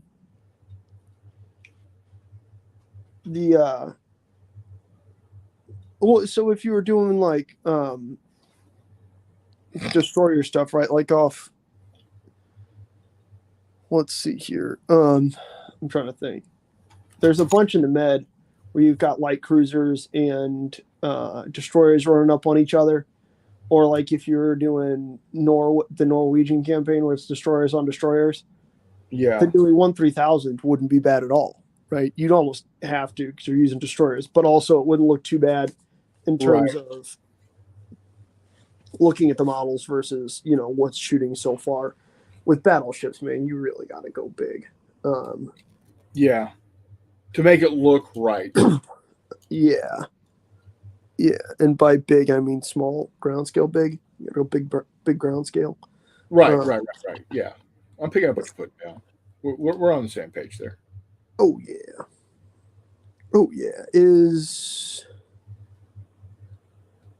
I'm trying to think here. South Dakota and Washington.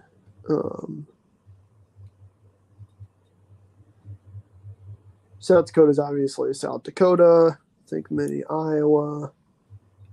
Oh, Washington is North Carolina class. She's 9/16s. Yeah. I gotcha. But even shorter. Yes, exactly. That's going to be rough for those 15-inch battle cruisers. 14-inch. They are 14 inches, aren't they? But there's 6 of them. Or there's 12 of them. On the Congos? No. I'm thinking Issei. Yeah, the Congos are 8. 8, They're 14. twin. Yeah. Yeah. Yep. I'm about to say, But the Japanese do have long-range torpedoes, so They do, which is cool, except it's a lot of 16-inch guns, man. It's a yeah, lot of 16-inch guns.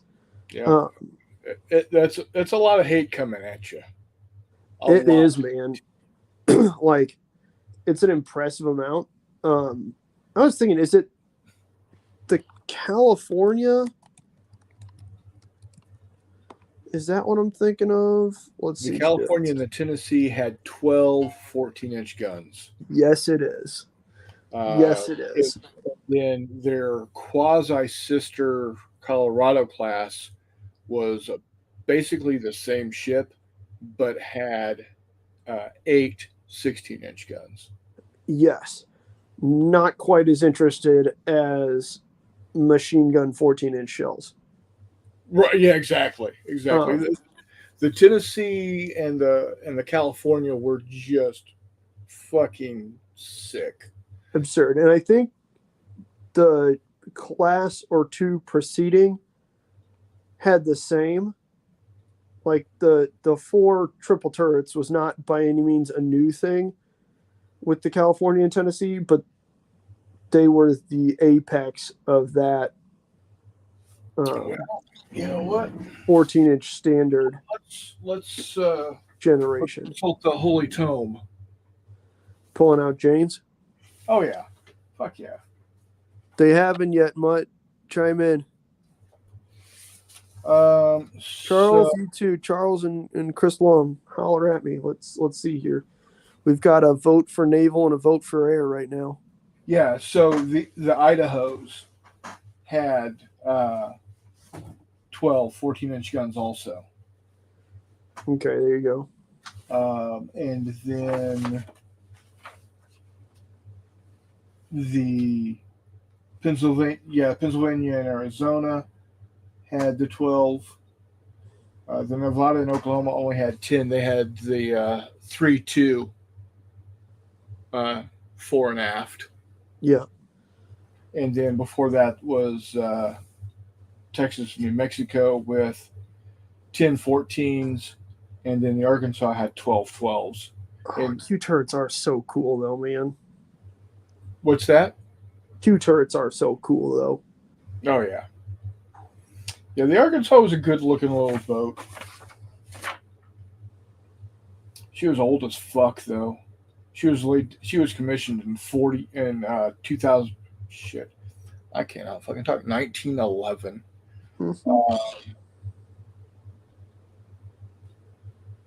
So yeah, I'm not saying that she was already 30 years old when fucking Pearl Harbor happened. Correct.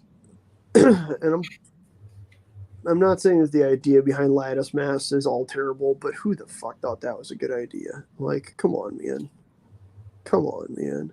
I agree to an extent, but I don't know. There's something about them that, to me, they look cool. I can't. They're dumb as shit. Damn dumb. But. No. Well, what's crazy is the fucking Colorado. What happened with her is she retained she retained her foremast as a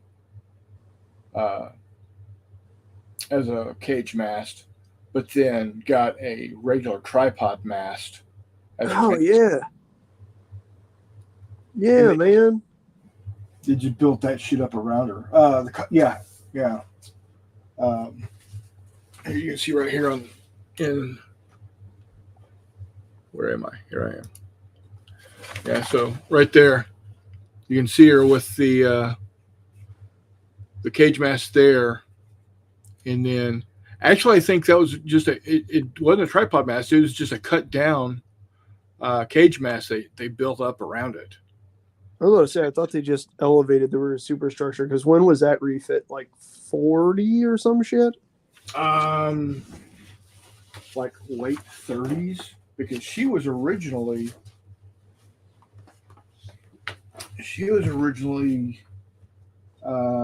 completed in 23. She was laid down in 19, completed in 23, and I think she was, late 30s was when she was refit. All right. Yeah. I gotcha. Well, there's a lot of votes for naval, man. There's a lot of votes for naval. Holy smokes. Yeah. Let's see. Air, Navy. See, here I was thinking about picking up this little file that's supposed to be, what is it? Where 3D printable raised caverns from Miniature Land. They Yeah. basically look like a bunch of tiny little islands with stalactites on them or stalagmites on them. But I was going to print them out because then they got a bunch of like little rope bridges and wooden bridges between them. I was going to print the little bastards out and have like pirates fight on them or something. I don't know. Oh, there you go. I don't know though. None of you guys want to do that. Everybody said, I guess that isn't naval. I guess it's on the water. They're just running around on little rocks in the water. Yeah. Like, hey, pirates be naval, man. I'll throw a boat on there. Yeah, fighting British Marines. Plus, then I can joke about getting a hold of Steve's booty. Yeah. Which is always a good time. Yeah, getting Steve's booty and getting the rocks off. They are on rocks. So yeah.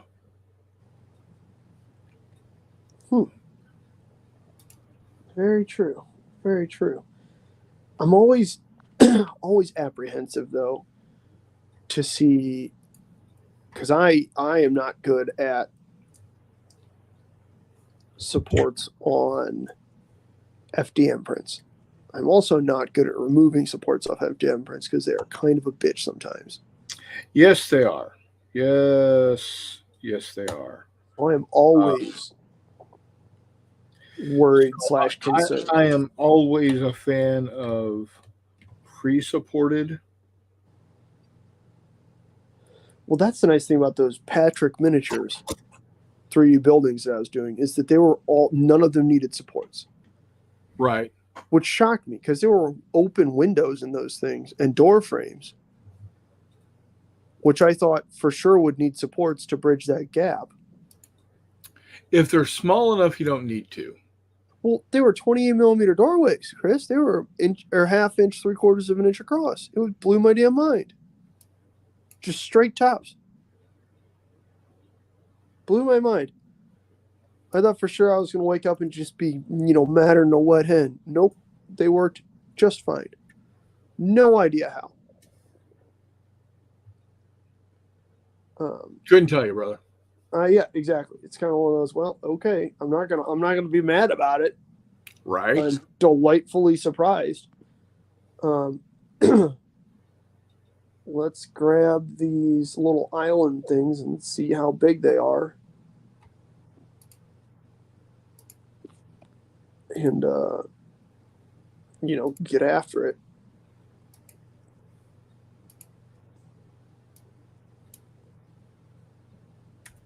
Because I've been very happy with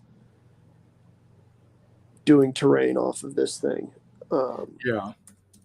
Like positively delighted. Yeah, it's pretty wonderful, to be honest with you. Not only that, but I was thinking about these things, and if I do these things and I just do the thumbtack thing, then that'll be a really easy way to get the islands, do the thumbtack, and the pads underneath, Right. the little puzzle mat. Be a very easy and good way to get the islands to not move. That way they are rather extremely playable. Oh man, there are 18 fucking pieces to this. That's a lot. Well, it's not that many. Like I said, I just built all those things, or I just printed that stuff that was like I think the one was 4 buildings that each had 3, and then one had 4 stories. So that'd be 13. And then the other one was like 5 buildings, most of which had 4. One had 5. One had 3. There's a lot of printing. I think they wound up running through like 3 or 4 kilos, 3 or 4 spools. But whatever, you know what I mean? It worked out okay.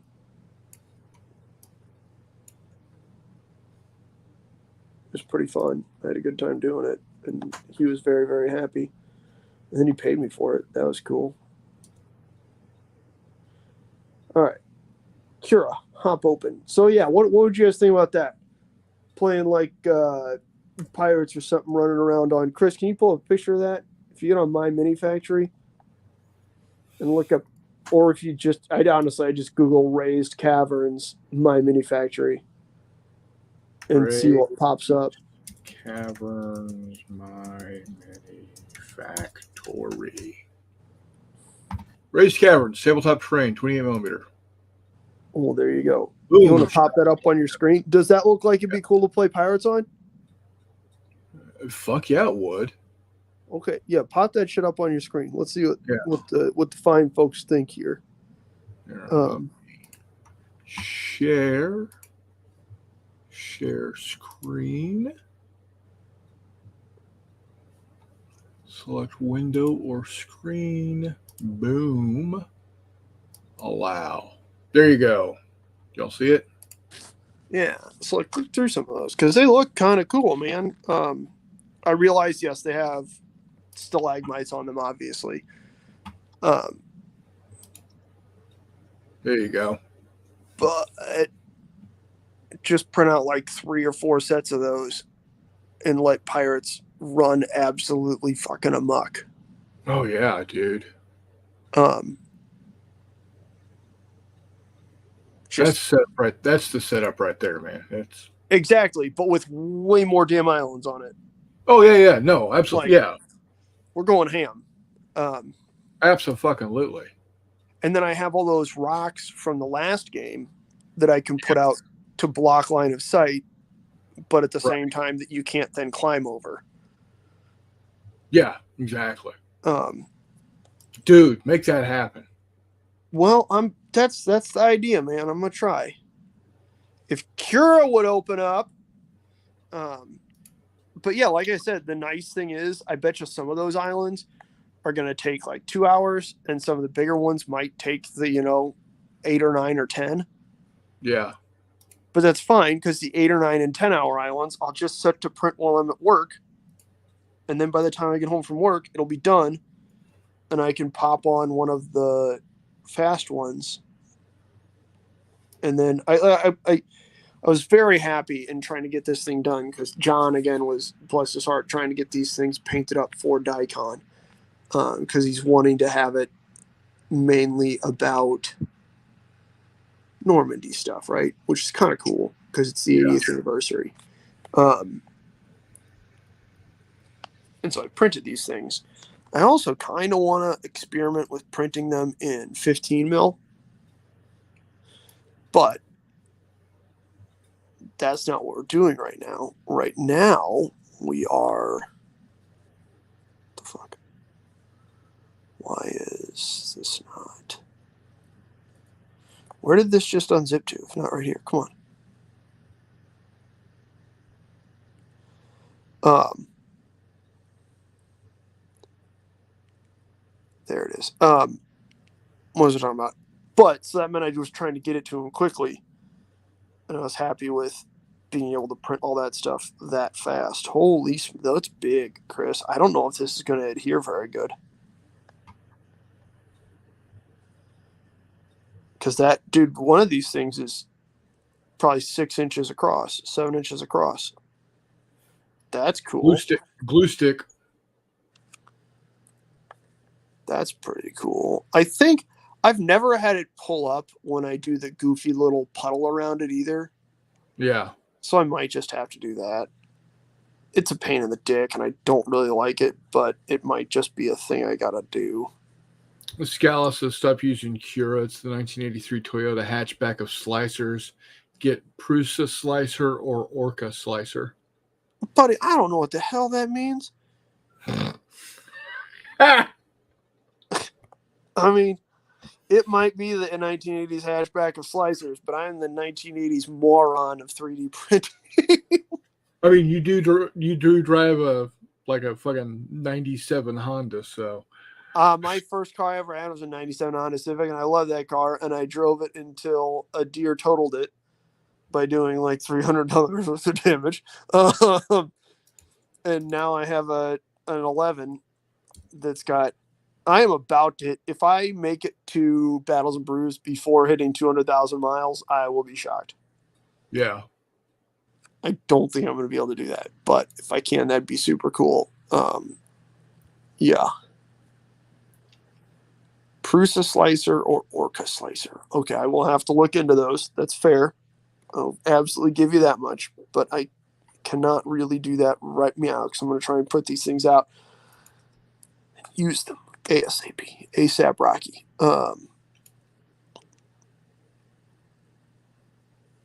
Some of these are really cool, though. Oh, damn. Oh, man, some of them are, like, taller than others. There is not a how do I put this? A connection point built in for the bridges, though. That's kind of frustrating. You know what I mean? I kind of figured there'd be, like, a post under the bridge and then a hole in the thingy for most of them. Yeah. There is not. That's what she said. Yeah, exactly. There is not. Let's see, just one of these small little guys. How long is this going to take to go? Slice. Pedro.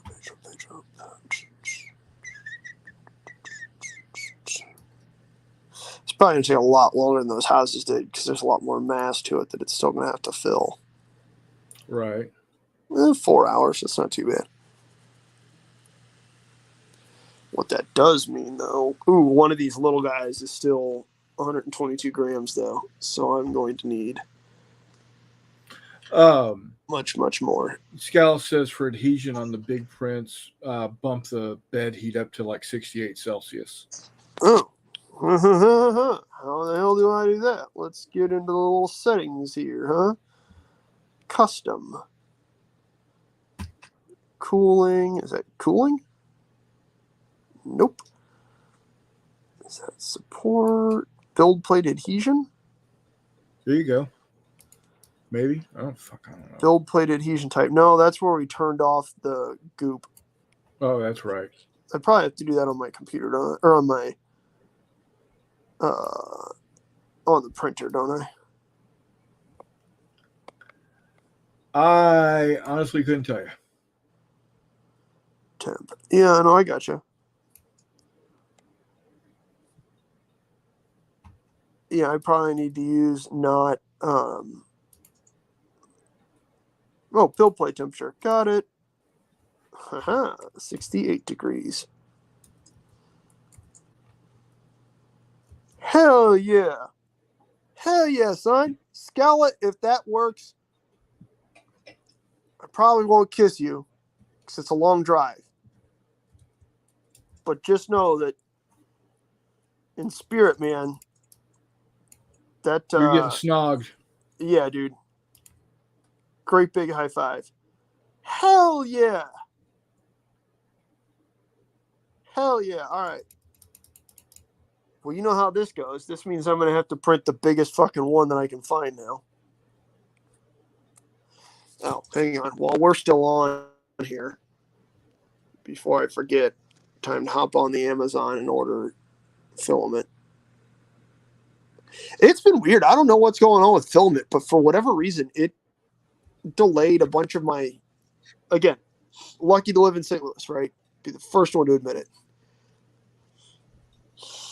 But Amazon delayed a bunch of my overnights the last time I was ordering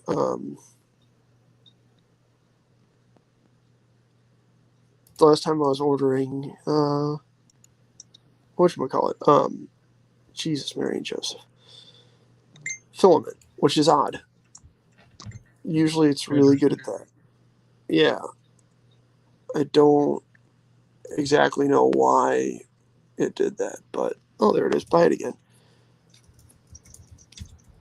Elegoo Rapid PLA Plus. Ooh, it's on a deal too. Let's do that. Let's see here. There's 18 pieces, and one of them was 100. A small one was 122 grams. Probably gonna need. What do you think, Chris? 3-4 spools worth of them. Probably. It just seems reasonable, right?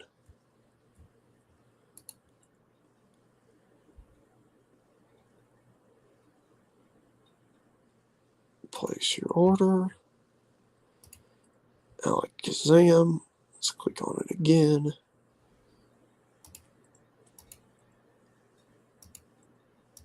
Ooh, oh, no, yellow is not actually cheaper. Never mind. You did dick. Again, and hopefully this will actually deliver tomorrow, which would be super cool. So I think I've only got like a third or 3/4 of one on there. Okay, yeah, let's open one of these Gigantor islands and see what the hell we're working with. Oh, one of the 18 is that little torch holder, though. Don't need that. Won't be needing that. Oh, nice. I think this bridge is almost entirely...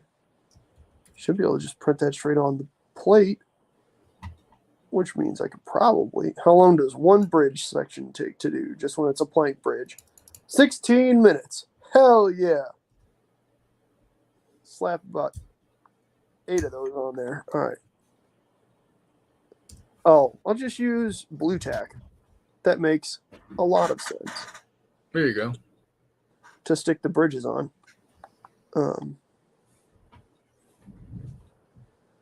Because that will certainly hold well enough for just holding them in place.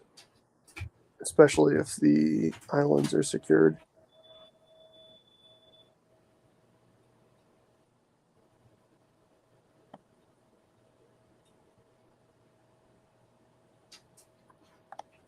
Island 12 is small.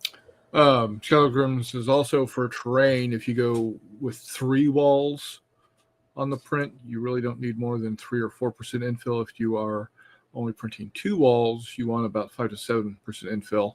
Anything more is just overkill. Now, when you're saying 3 walls or 2 walls, are you talking about like a wall and a wall, like actual walls on the item? Or are you talking about interior, like wall and wall with the infill? Yo, teach me. What was that, Skella? Let's roll that one back real quick. 3 walls on the print. You don't need more than 3% infill. Man, I think this is on 15%. It is on 15%. You telling me that no matter what I'm doing, I could probably just leave it at like 8? That's what I'm hearing. Oh, here's wall thickness.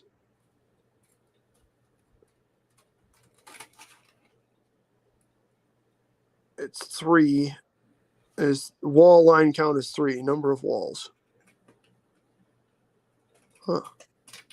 No shit.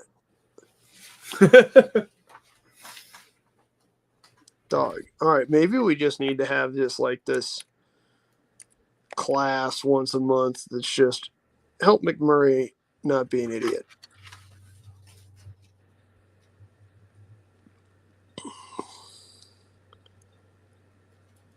So 3 walls crank that shit down to 4%. All right. Okay, so yeah, you're talking about wall. So like it's there's under shell.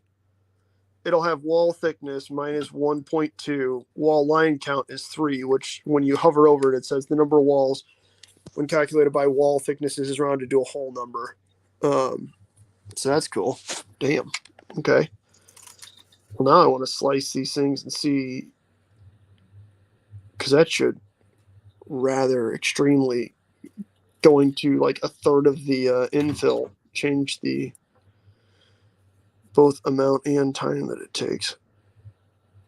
Yo, I'll have to take a look at that for myself on my stuff. Oh yeah, now one of these things is, well, this is a slightly smaller island, but 60 grams in 2 hours and 10 and change. Yeah, dude, god damn it. Scala, when I wind up with a hell of a lot more 3D prints just sitting here, I'm going to simultaneously thank you and just wave my fist in the air at you, buddy. Mainly thank you. All right, so let's look at these. A couple of these have little caves in them that I'm not super duper sure how well I'm going to be able to print. There isn't like a README with this thing or anything, so who knows. That's a rather large island that is also tall. Let's see here. So I just cranked that out. Better than the alternative. What do you think? shaking my stuff at him. No. Looks great. You printed the little B-17. That's what you were printing on the whatchamacallit? Yeah, the tag. So It looks good. I like it.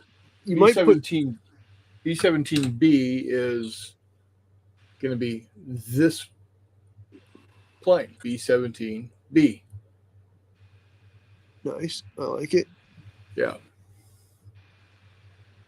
Nice. Thanks, Kala. Yeah, now this big ass island is 4 hours. Instead of uses less filament than that little island did. I don't know. I'm just gonna go to the biggest one, which is the first one. It's the one that's like 7 inches round. Or round and like 7 inches across. And it is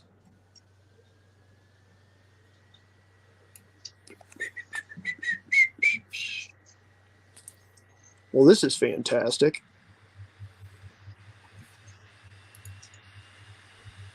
Yeah, exactly, Telemachus.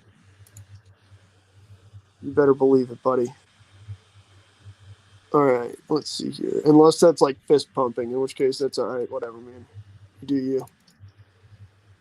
Reese, good night, buddy. I'm off work tomorrow. It's going to be awesome. Take care, buddy. Thanks for dropping in. Hope to see you soon. Get that shit sorted. What the hell is this? Are you building this house? No, he's making sure everything is set up just perfectly in the basement. Oh, he got sent to the basement? For his game room / video studio. His video studio? Yeah. Kind of like this. Dang. Yeah. Also, you can 100% hang out and not have a perfect video studio, buddy. I believe in you, Reese Poo Poo. He says they're taking a month to move. You're taking a month? Dude, what are you going? He's moving down the Oregon Trail. What the fuck? I was about to say, you going fucking with a Conestoga wagon? Yeah, man. Instead of U-Haul, it's U-Ox. Yeah, man. Reese is just walking the stuff from place to place. Man cave. You mean real cave? Yeah, dude. The last thing he has to do is drag his wife over there. Me, Reese, club drag. Like wife. She good. Right. We are going to change this, though. Rotate. No, rotate. Oh, excuse me. Dang, Reese, that's pretty intense, my dude. Wow. Like, I'm happy for you, but yeah. Yep. I'm glad you're getting more space. It's a 2-hour round trip, my buddy. I hope it's closer to St. Louis.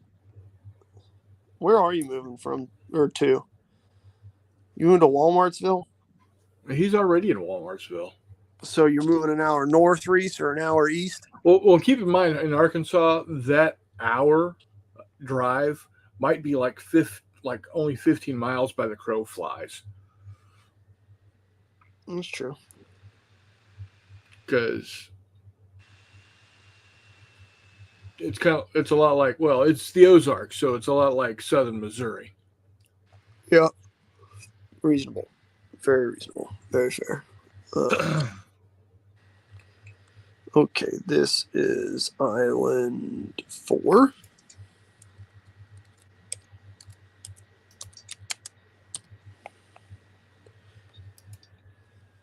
From North Bentonville to South Fayetteville. Okay, so Fayetteville's real close to Missouri. That's good. You are closer. You're an hour closer. That means you have an hour less of an excuse to come visit St. Louis. There you go. And when you do, let me know, because I'm like an hour and a half, 2 hours away, depending on where in St. Louis we go to. Shazam. That's what's up. Boom, shakalaka. It's what's going on. It's going to be awesome. I'm actually really excited about these Dame Islands now. Now it's fucking standing. They should also be rather simple to paint, especially if I paint them up like the other ones that I've got. I guess I could always put some vegetation on them, but yeah. I think I'm going to have to get bigger magnets, is what the problem is for the bombers. Oh, yeah, especially in that scale, man. Those are big, big prints. But the concept is sound. Nope, Reese, you're an hour closer. You have less excuse to visit. It occurs to me that when I went and visited my cousin in Fayetteville, you're correct, but doesn't matter. Irrelevant. Irregardless. Geography be damned. Yeah, Chris isn't a fan of geography, right? I don't like that nonsense. Shit. Right? So I only have a fucking degree in it. irregardless, Reese, Oh my God, you got visit. You said the word. I did. Ugh. I did. It bugs the shit out of everybody. That's okay. Dog, frog gigging is fantastic. Do you not like gigging frogs, Scala? Fun fact, you also don't need to use like the little, like a gig. You can just hit them on the head with stuff. Like, we used to use, when I worked, the first few years I worked at scout camp, we used to gig constantly because where we had to sleep was very, very close to the lake where they were all just massively fucking annoying at night. So between that and then being sinfully delicious, yeah, we just take the cot ends. So like a standard, military style cot where you've got the post on each end. Yeah. Well, they're wood, but just take or aluminum, but yeah. Well, down there they're all wood. So, anyways, long story short, so you just take a cot end, and you don't have to use a gig. You can just whack them on the head with a cot end. Yeah. So, fun fact. The call for the Texas A&M Aggies, Giga Aggies, how they got that was they were going to be playing against TCU, who are the Horned Frogs, or the Horned Toads. I gotcha. So someone said, and that year, I guess, TCU was really good. And it was like the last game of the season, and the Yell leaders said, "We're gonna beat TCU, gig a mag. We're gonna gig them. We're gonna gig those frogs, gig 'em Aggies." There you go. That's how you get gig 'em Aggies, because they beat TCU. That's the thing about the Southwest Conference. Back in the day, everybody had a rivalry against everybody else. The University of Texas fight song and the Texas A&M fight song have Texas A&M and University of Texas in their fight song. Yeah, they're Actually just diss call tracks. out. What's that? Yeah, there's just diss tracks. Oh yeah. There you go. So, the very first line of Texas A&M Fighting Aggie Battle Hymn, as they call it, is "So long to Texas University, so long Nice. to the orange and white." Just right off the fucking bat, it's like, "Fuck you, Texas. We're gonna kick the shit out of you." Scala, I mean, I would assume so. Noodling is far more well known than gigging frogs, but if you've never heard of noodling, then that's going to severely blow your mind. He says gig and frogs sounds like French fetish porn. It's actually German, but yes, it's exactly what you're thinking. Yeah. Yeah. Exactly what you're thinking. If you think gig and frogs is weird, yeah, check out noodling.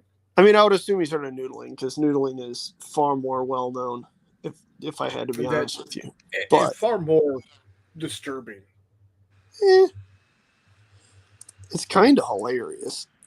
It is, but okay. Do you remember the movie Flash Gordon from like 1980? No, I've never seen Flash Gordon, New York Jets, or whatever it is. Right. I have not seen it. No. Well, there's a scene where they have to choose a hole that is in this tree stump, and what's inside it is some sort of creature like a frog with a fucking scorpion tail, right? And what it is you put your arm in, and as long as you don't get stung by it, you're okay, right? You've passed the test, as it were. And that, Man, I know a lot of guys named Jimmy who would be really good at that. Yeah, because I'm thinking that's noodling, because you're gonna put your hand down in fucking dank ass water, Yeah, hoping that you're not shoving your paw into something that will chew it off or fucking bite you with two big huge fucking fangs like a water moccasin or some shit. I was about to say. I mean, the whole idea of gigging, in all fairness, is for that thing to bite you. But right, but you don't want it to be a fucking water moccasin. Accurate.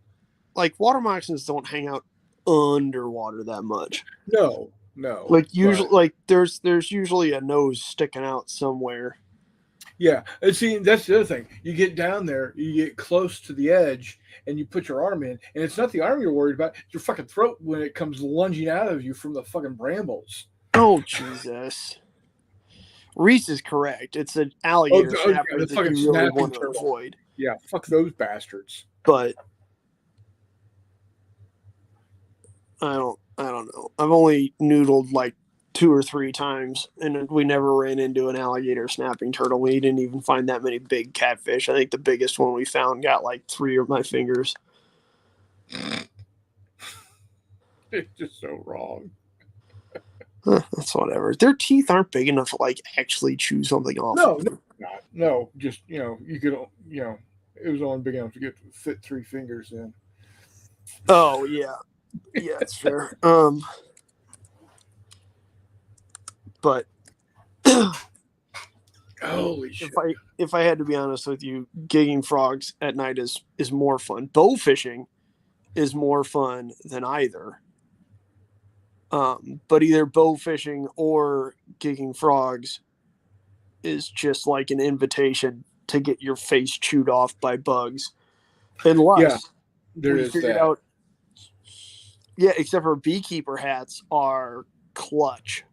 Oh yeah, they are. We figured that out. That and vanilla. I don't know anything about vanilla, but beekeeper hats. The same scent that Cinnamon wears with her fucking glitter. Yes. Yeah. Fucking buffalo gnats will stay away from you if you got Don't that worry. on. Yeah, I don't don't know. The beekeeper ones were fantastic, and mainly because we found some charitable organization brought down a bunch of beekeeping stuff at one point in time because we kept like running into ground bees. Oh, And so they brought down like a bunch of beekeeping stuff, and we're all standing there like, yeah, but do ground bees like make honey? And the lady's like, well, no. It's like, okay, then here's what we're gonna do. We're gonna mix up like a wheelbarrow full of water and dust, and then one moron is just gonna run over and dump that shit on top of their hive. And then in like an hour, it's going to be baked solid, and they can all just die. It's fine. We're not worried about it. but they're pollinators, man. They're pollinators. Man, not the cool kind though. No, they're not the cool kind. Yeah, dude. If they were the cool kind that weren't ridiculously aggressive and didn't sting the shit out of you, that'd be one thing. Right.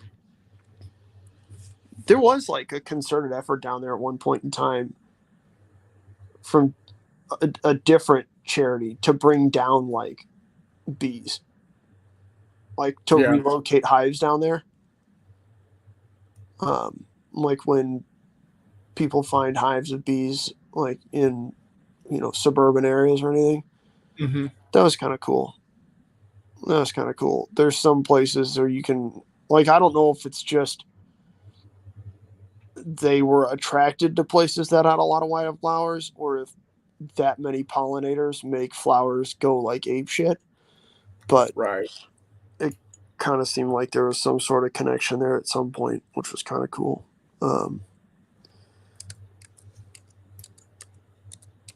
And I'm saving like a dozen islands now. Some of these, man, are going to go fast, like a couple hours. Tomorrow is going to be entertaining. Wait, what do catfish mean around there? Oh, no, catfishing means that around here too. It's just when you're noodling, you know what you're getting. When you're on Tinder, that's when catfishing gets deceptive. Right. Fair. I don't know about. Oh, the glitter was because, yeah, that's what Charity wears with the vanilla scent.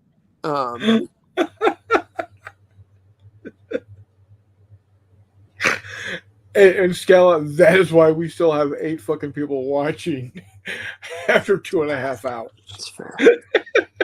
That is fair. Yikes. He's not Recently, wrong. my grandfather takes some of his bees and stings his hands with them. Says it helps arthritis.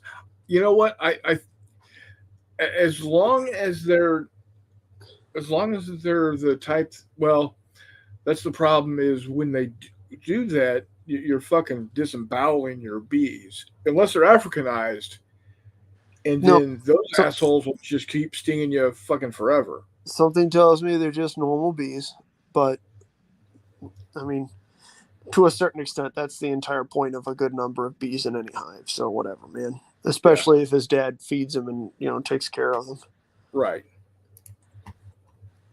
I have a buddy that does. One of my coworkers keeps bees, and it's really awkward because like he'll pull hives at work. Like he usually keeps a bunch of bee shit in the back of his car, like his personal car. Yeah. I don't know, man. It's odd, but whatever. He enjoys doing it and has no problem just like randomly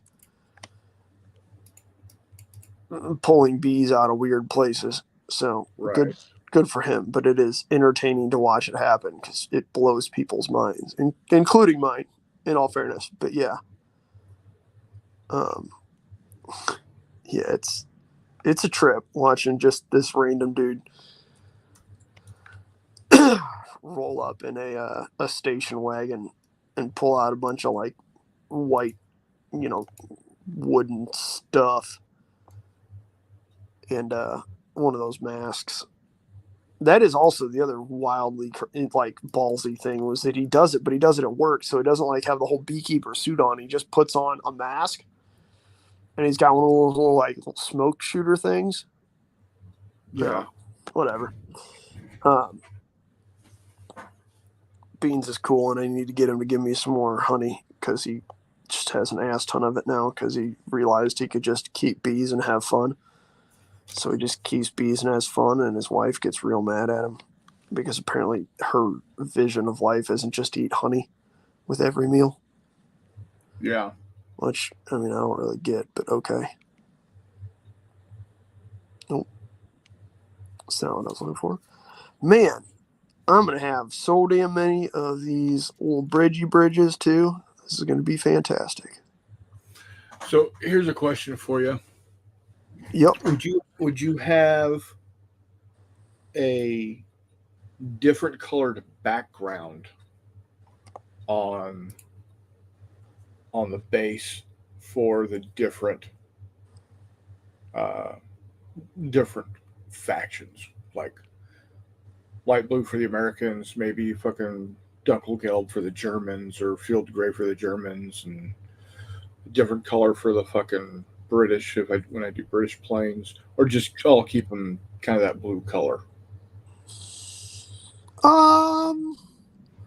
To be honest with you, the insignia is pretty large and in charge. Yeah, that's what I'm thinking.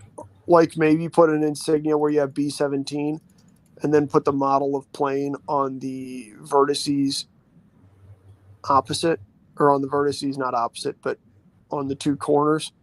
Yeah. So like here, pull it back up again. Well, let me do it this way. Oh, okay. No, wrong button. Here we go. Share screen. Let's go to Untitled 3. There we go. Boom. That's what we got right now. Yeah, so I might chuck like the like another little Balkenkreuz up where it says BF 109.7. Yeah. And then move BF 109.7 down to the 3 o'clock and the 9 o'clock position. Okay. So or put BF 109 at 9 o'clock and 7 at 3 o'clock. You know what I mean? Right. So all that information is still there on the base. This. But just looking from either side, you're going to see, oh, that's a Kraut plane, or oh, that's an American plane. So go like this with it. You're going to have to make it a little smaller, and that's okay. And then do this.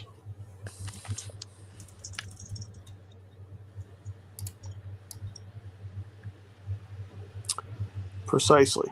Boom, right there. And then do this.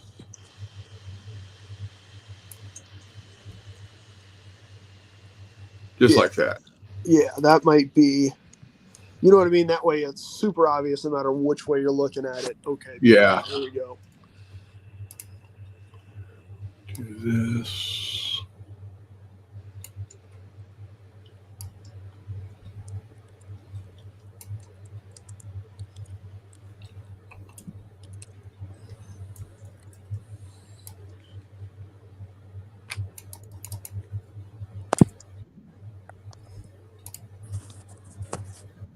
And then do the same thing with this, of course. Yeah, and with most of those, it shouldn't be a big deal. I can see with the Japanese planes, if you try and fit, A6M2 0 Right. on one line, that might be a thing, but you might just have to split up and have, two undersized lines of text for A6M2. Right. And then smaller line directly underneath it, 0. But, BF 109, that's, most German stuff, ME 262, HE 110, it's all, nothing there is crazy long. Right. I mean, you got the de Havilland, the Mosquito, but again, well, that's, I just you put got a Mosquito. number. Yeah. Yeah, correct. Like you're probably not going to be able to. The only reason I was worried about putting 0 on there is because that's kind of the one where, and hell, you could probably just write 0. Yeah. Kate. Kate, Val. Yeah. Yeah. Because nobody knows A6M2 or any of that stuff. You might run into that a little bit with, like P51s and stuff, where people are like, "Oh, is that a Mustang?" Yes, it is. And you're obviously not going to fit P51 Mustang or P38 Lightning, but that's fine. In the end, they're going to know, shit, what did I see? Oh, what was it? I think I found a game, I think it's Salvo 1 and 2, where all of the ship classes that you might not be able to find top-down diagrams of for Naval Thunder. I think I found a game that will have most of those. You might have to obviously, resize them off of a PDF, but Sure. I saw that and that looked pretty awesome. I meant to tell you that a couple weeks ago and I forgot to because I wasn't on it. But yeah, I agree. Yes, Kelly, you were absolutely correct. It would make it make it look too board gamey. Well, and that's the issue is that eventually it's gonna, as you diversify, you're gonna run into crap. The Germans are red. Well, what am I going to make the Soviets now? Crap. You know what I mean? Yeah, exactly. So I keep it blue, and I think what I'm going to do is because I did that with remember those bases I was putting my 16000 stuff on. Yeah, I kind of did that in terms of I was painting them. The ships kind of according to what theater they were used in. Right. Like the North Atlantic stuff was darker. So the Germans wound up with darker bases.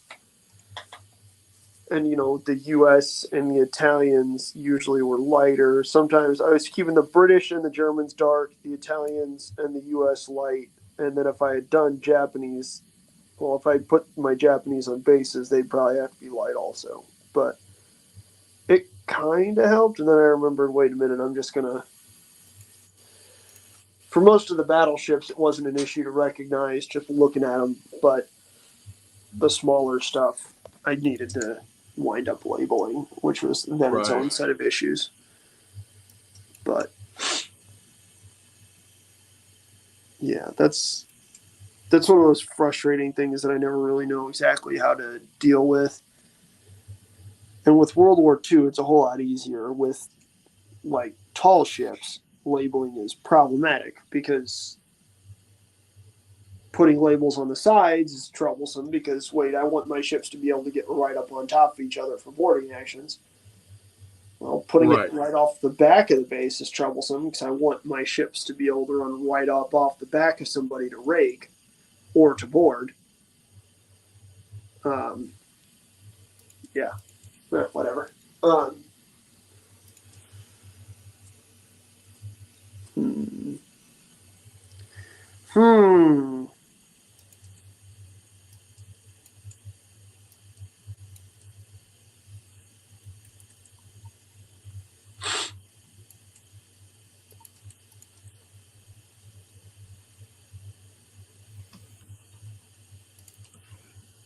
Yeah, I think giving a little drop shadow will help it look better also. Go what? A little drop shadow on the lettering. Make it stand out a little better. Oh, like on B-17? Yeah. I gotcha. Fair. Anywho. Well, it is 10:49. I gotta get up early in the morning. But tomorrow's gonna be a good day. The junior wargamer is promoting to 9th grade. Dad flies into St. Louis tomorrow early afternoon, driving on up.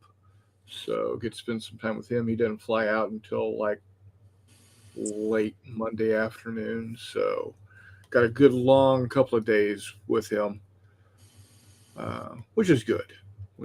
So, and then we Saturday have the graduation of the niece and the big brouhaha of the graduation party. So, guys, thanks for showing up. McMurray, thank you for coming on and ranting and raving about Warlord. Love to hear your rants. Always good information. So, and then next week I may or may not have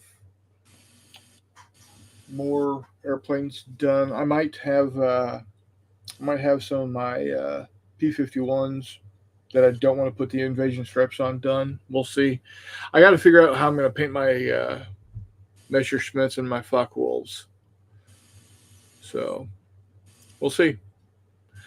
All right, guys. Again, thanks for everything. It is greatly appreciated.